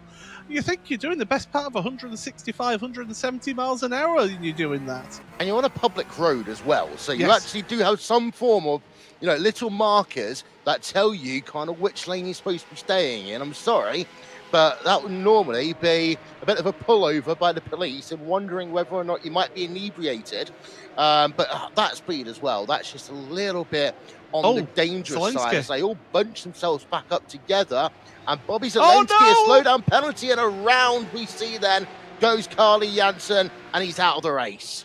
Yeah, that was losing control. He was caught out by Zelensky having issues with that slowdown penalty. He then got on the power, and very little that Carl could do about that. But all of a sudden now you've got this tremendous battle here between these drivers. Zelensky, Hijla, Sedgwick. You got Dan Beats is involved in that. Alander, Jamie Fluke, the recovering Jamie Fluke. He's trying to work his way through as well. David Williams is on the back of this one as well. So there's drivers here are all trying to make either recovery drives or not. It's another one off, and that's Hijla.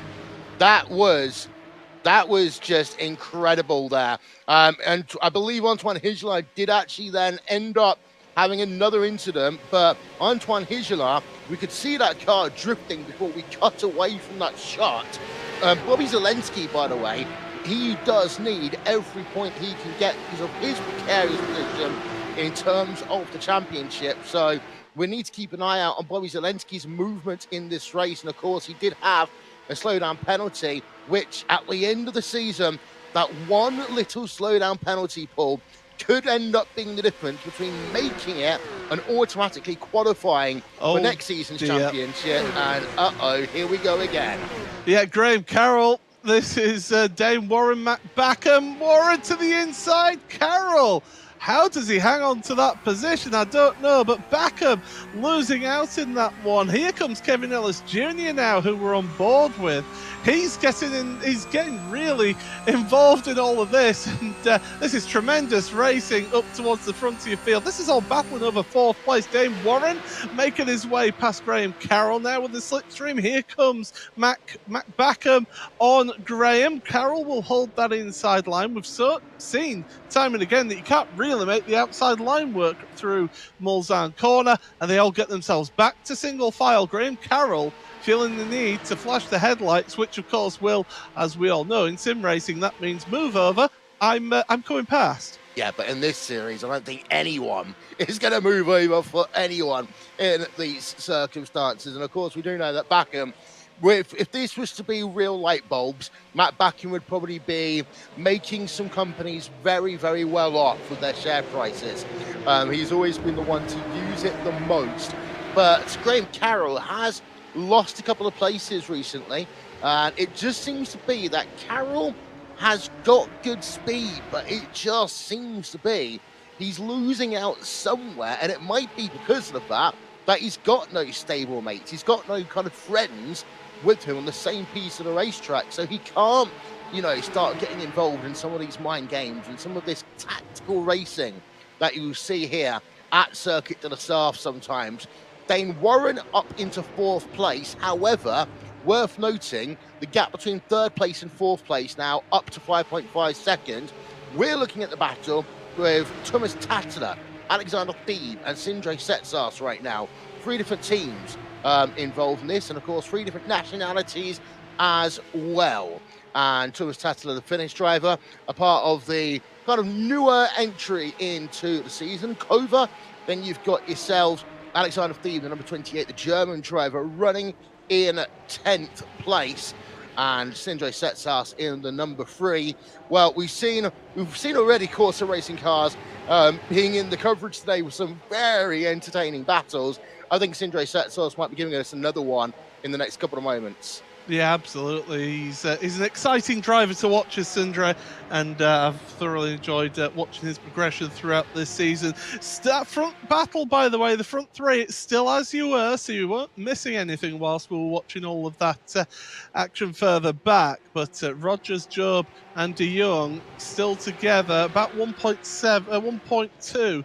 Covering the 3 of those drivers, but yeah, back to this battle further back. So Warren is actually just pulling away slightly from Graham Carroll, and this is allowing Matt Backham now to really hook on to Carroll's slipstream and really start drawing the rest of that queue along with him. And Carroll just, I don't know what it is, but it just seems to be, as you pointed out there, Will, he just seems to be like just that little edge here compared to some of the other drivers out there, and maybe, as you mentioned, not having that stablemate around you really disadvantaging him, as Bobby Zelensky as well.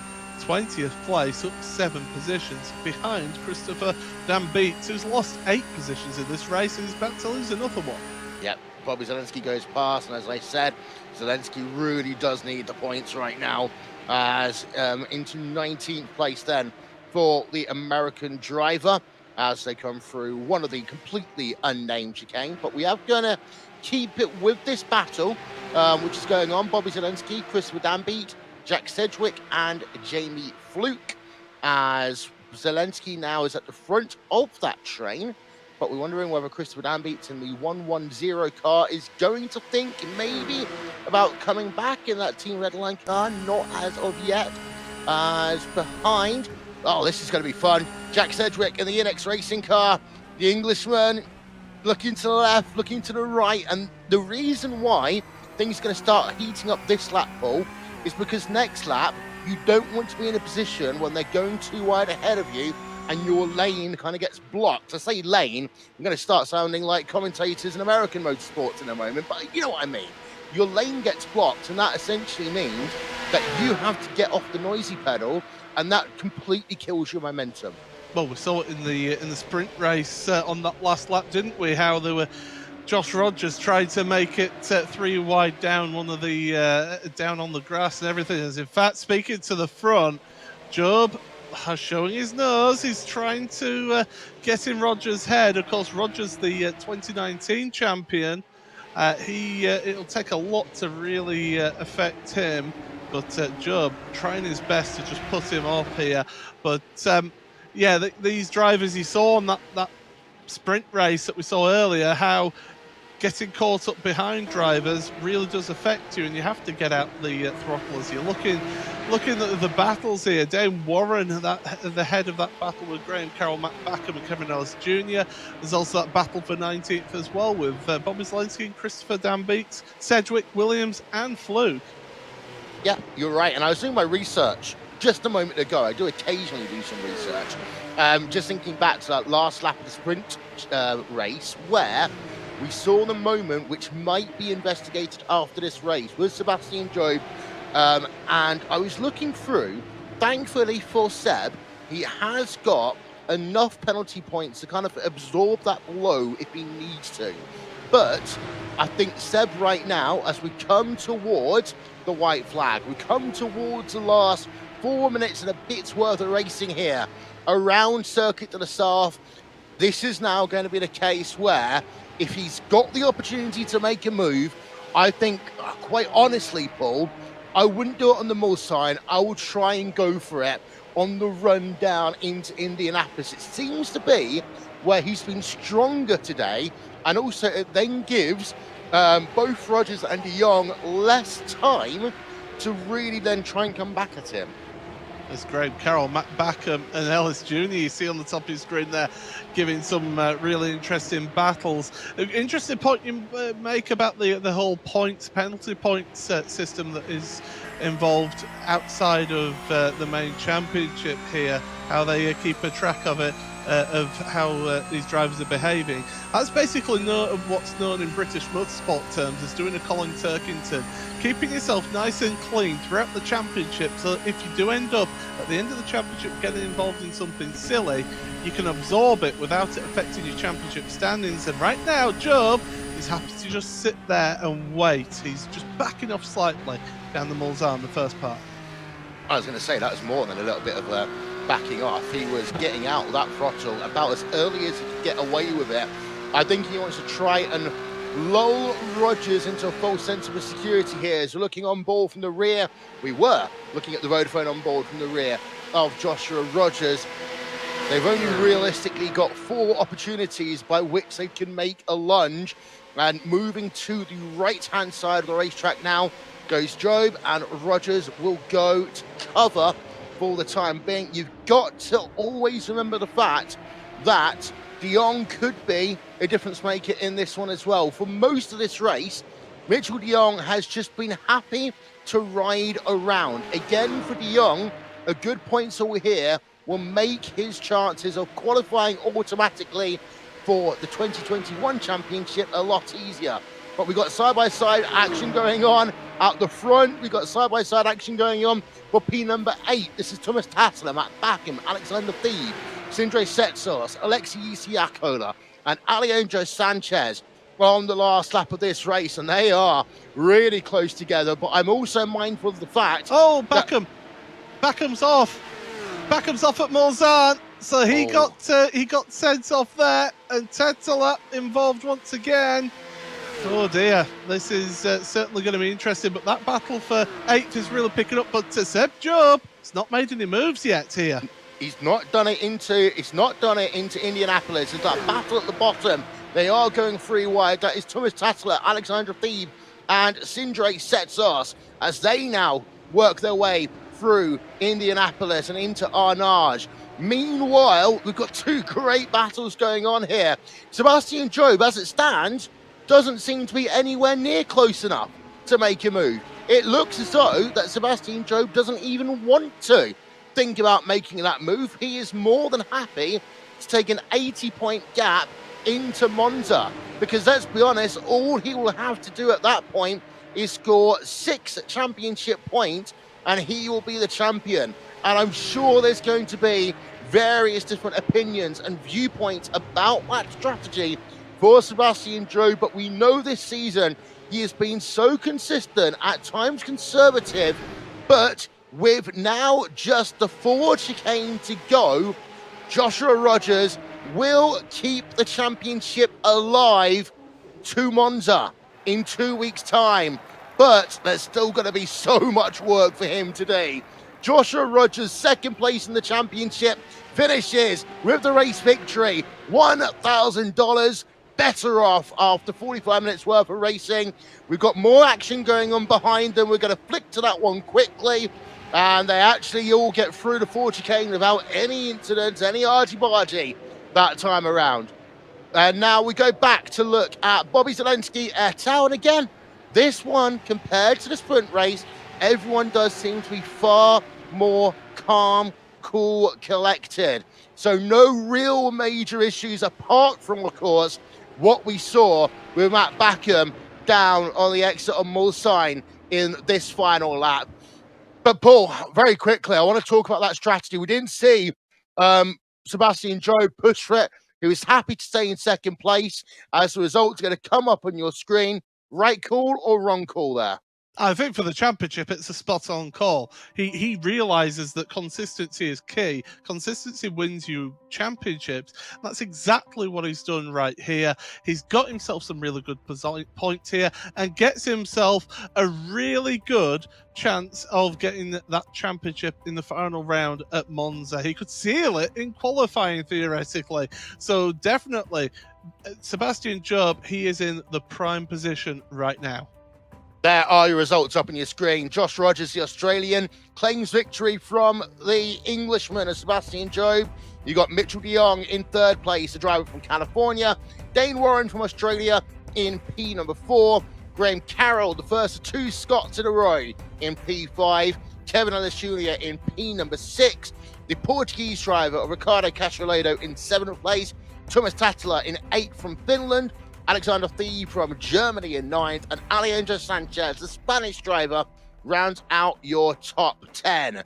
Then the first of 2 Norwegian drivers, with Sinjay Setsas in 11th place, the Finn of Alexi Jussiakola in 12th, Germany's Martin Kroenke in 13th place, and France's Jeremy Boutelieb comes home 14th. Our second Norwegian driver, Tommy Esgard, in P number 15. Johan Half, Mike Backham, of course, had that incident in the final lap, P number 16 and 17. Josh Anderson, Zelensky, and Christopher Dambeat rounds out your top 20. Rest of those results up on your screen. And with that, I'm off to hunt down the ice cream truck, and I can hand it back to Connery. All right, thank you very much, Will, and well, get me an ice cream while you're there as well. That would be absolutely brilliant. But well, the stage has been set then for the final round of the season at Monza in 2 weeks' time. Joshua Rogers is able to keep the championship hope alive. However little hope it is still a mathematical possibility that Rogers will be able to go 2 for 2 in terms of championships in the Porsche Tag Heuer Esports Supercup. But Seb, a solid race, a mature decision at the end of the race, therefore, as well. Yeah, whereas further back on the Vodafone replay we're looking at, there's Matt Backham going off at Mulsanne. He had that little bit of a rub then from Thomas Tetteler as they head on down towards Indianapolis. And you saw how going 3 wide down in towards Indianapolis. It didn't work in the sprint race, but it did work here today in this feature race. And I said that Setsas was exciting to watch, and he will be certainly one to keep an eye on throughout the whole thing. But Alejandro Sanchez was the one who got ahead. You see how close that battling was further down in your field. It just goes to show that, yeah, the race at the front was close, but the race in this mid-pack is also absolutely on it as well. I kind of wanted to bring up the topic of Sanchez as well, since mathematically it was still possible for him to win the championship coming into this event, but of course he was always going to go up against the odds, and having those qualifying issues as well certainly didn't help. So he's out of the contention here for this season. But what a season it has been for Sanchez, though, because like I've said so many times before, we didn't expect him to be in this position. He's certainly had a good season, and he's really solidified how he's progressed through in the championship. 2-year history, and well, we've got another driver who's had a good run as well. Yeah, we do. Sebastian Job from Red Bull Racing Esports.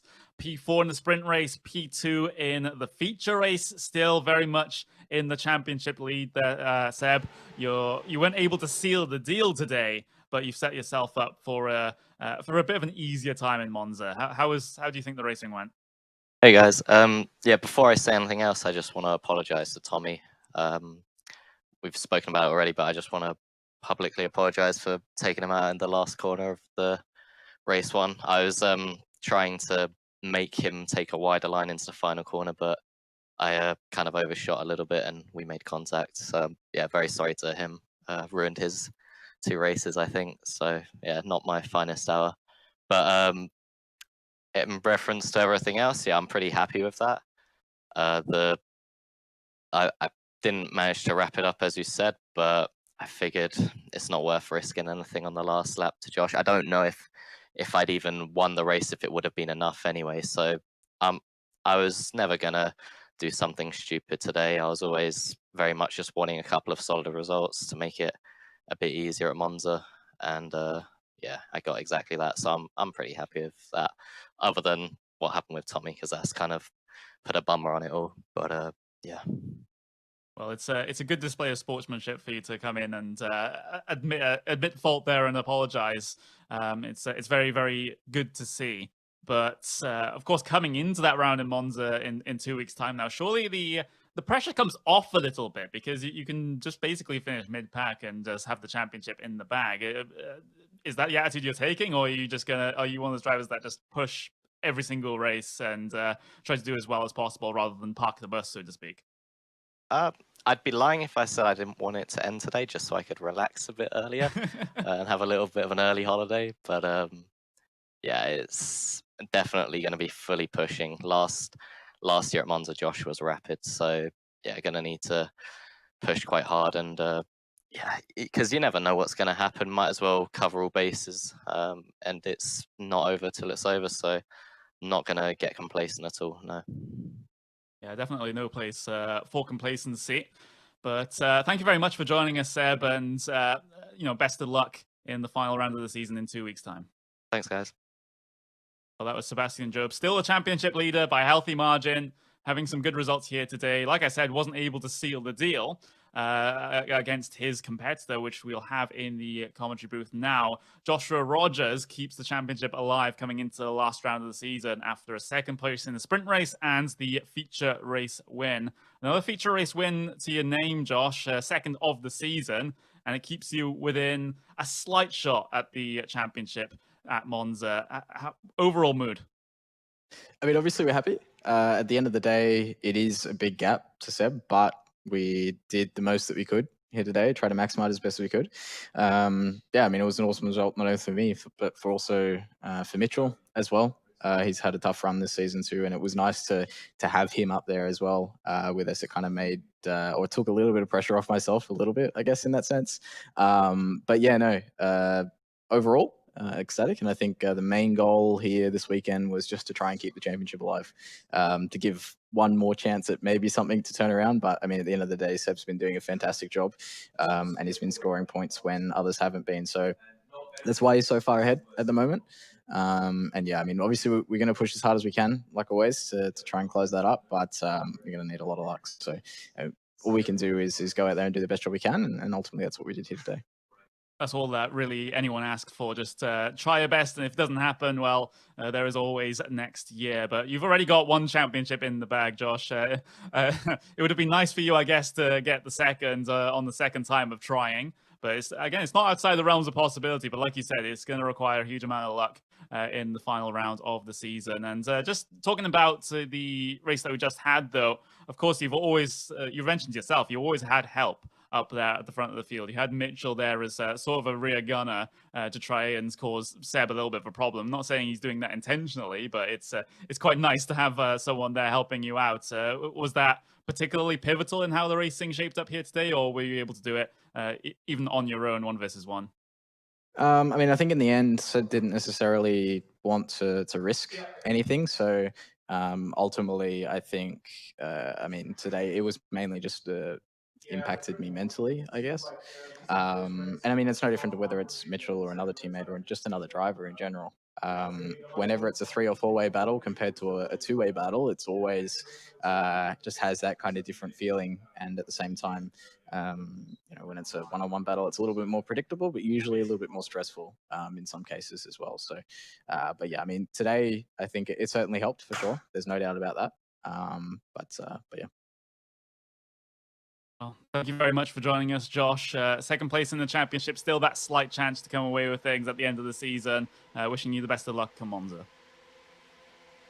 And with that, we actually have one extra interview here before we wrap up. That will be with Joshua Rogers' stablemate in Mitchell de Jong, who is running with him at the front of the field throughout that feature event. Mitchell, finally, a good result here today, getting yourself onto the podium in the feature race, and of course the sprint race win as well. Surely that's basically everything you need with regards to keeping yourself in the championship for 2021.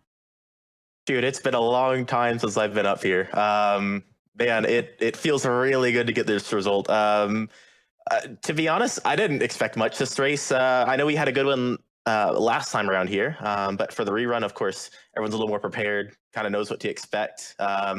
We just kind of strung together a solid lap, nothing too special, but it gave us a pull with how the format is, and we were able to break the draft in the sprint race mostly, and we just had a clean run. I was stoked for that, but you can't really feel comfortable after that. Just seeing how the feature is with the draft, it was a whole new race again, and kind of the same thing worked out. I got to tag along with Sebi and Josh there. They have insane pace, I tell you what, and they kind of dragged me along out of the draft, away from the other cars, and we just had a good run from there. It feels so good to be on the podium. Yeah, but it comes through in the tone of your voice as well. You do seem really happy about how things have gone. But this isn't the end of your racing here today, because remind everyone what's going on in a couple of hours' time. Yeah, for sure. We have the IRX World Championship coming up in about 2 hours, I believe. It's been a busy week. I'm also trying to qualify to get my World Championship license for the Oval as well. So on Tuesday, we had our final Road to Pro round. We made it in that to the next stage. Now we had Porsche right now, and Rallycross here in a little bit. So it's gonna be really nice to compete in a full championship this year for Rallycross. Let's see if we can put together a good result. This first one's gonna be very tricky. Everyone's very fast this year, so we'll give it our best. Let's see if we can keep this momentum going. Yeah, absolutely. So stay tuned for that in a couple of hours' time on the iRacing social media, on all of our usual stream platforms as well for the iRacing Rallycross World Championship. It's going to be an absolutely fantastic event. $25,000 on the line in that one, and Mitchell is going to be one of the many drivers that takes part in that one. But Mitchell, thank you very much for joining us. Like I said, first time in a while, but hopefully at the end of the season and perhaps into 2021, it'll be a little bit better luck here in this series. Thank you very much. Well, there we go. So that's your top three here in the main race. We're working on trying to get you live points, or points as they stand right now, coming into Monza. Of course, those will be subject to change depending on investigations up and down the grid poll, but it'd be very interesting to see how things lay.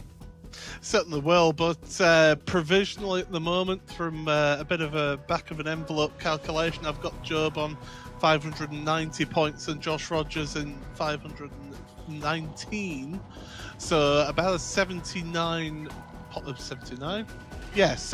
point gap. No, see maths at this time. It's not a strong point of mine. It never was at school, but obviously take those points with a pinch of salt with me working that out. But these drivers, they've been working hard all year so far this season, and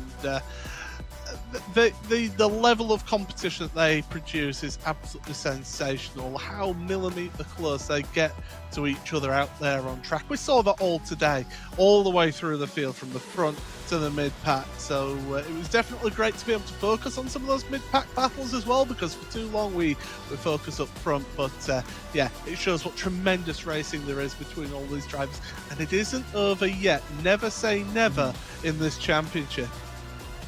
Yeah, and this championship more than any other, perhaps, given a couple of dramatic moments we've already had throughout this season. Nothing is outside the realms of possibility. So Sebastian Job, he has to keep that in mind coming into the final round of the season.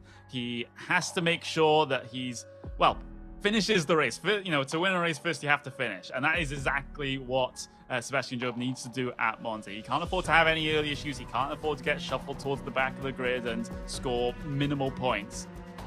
He just needs to be there mid-pack or above, and he'll be able to take the championship in 2 weeks' time. But as I said at the start of today's broadcast as well, he can't go in with that mentality of, I only need to finish or finish mid-pack.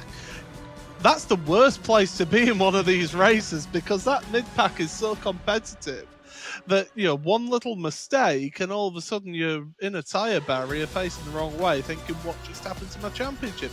He needs to go into the next round in a couple of weeks' time with the same mentality that he's got in each and every one of these races, which is, I'm going for the win, I'm going up front. And what better way would it be for him to win a championship than to actually win those races in a couple of weeks' time? That is what I would say is a sign of a champion. But he doesn't need to do that. He can just sit behind Rogers and win it that way. Yeah, that is a completely valid option that he has in the final race of the season. But still, like I said, everything can. Weirder things have happened. Let's just say that.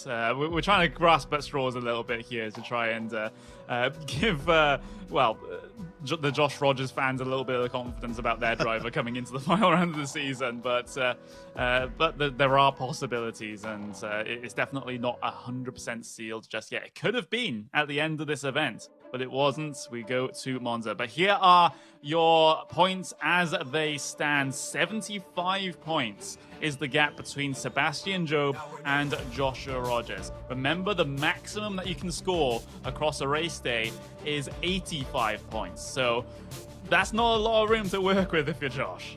Yeah, absolutely. It is just between those two drivers, as you confirmed earlier, Connery. Alejandro Sanchez is out of that championship battle. It's just Job and Rogers. So all Job needs to do is score 11 points next time out, and he's champion. He's got it in the bag, but he's got to be careful to not end up in the steward's room, which he may be. We don't know yet, but he may be after that race one incident. Yeah, absolutely. So we'll definitely keep an eye on that one come Monday, when the stewards' decisions usually come through in this one, to see if there's any effect there. But it's just here at the Circuit de South, it's been a brilliant stage setting situation for Monza. Those points that you saw, of course, were provisional, so that can change by Monday, but at least from what we know now, it's 10 points the advantage that Sebastian Job has. Yeah, it certainly does. And it all comes down to the final round. That's the only thing you need to do. So don't miss that final round in a couple of weeks' time, because that is going to be absolutely sensational. And I'm really looking forward to it. And I'm looking forward to a couple of hours' time as well with the iRacing Rallycross Championship, because I'm going to be on commentary for that as well. Yeah, so the racing action is not done here on the iRacing streaming platforms. We have the iRacing Rallycross World Championship round number 1 coming at you in just a couple of hours' time. So stick around for that. Maybe even hit the subscribe button and hit the notification bell. I sound like a YouTuber already, but it's the best way to get alerted every single time we do something on the iRacing pages here. But with that, we're going to wrap up, and we head to the final round in Monza in 2 weeks' time to decide the 2020 Porsche Heuer Esports Supercup champion. Goodbye.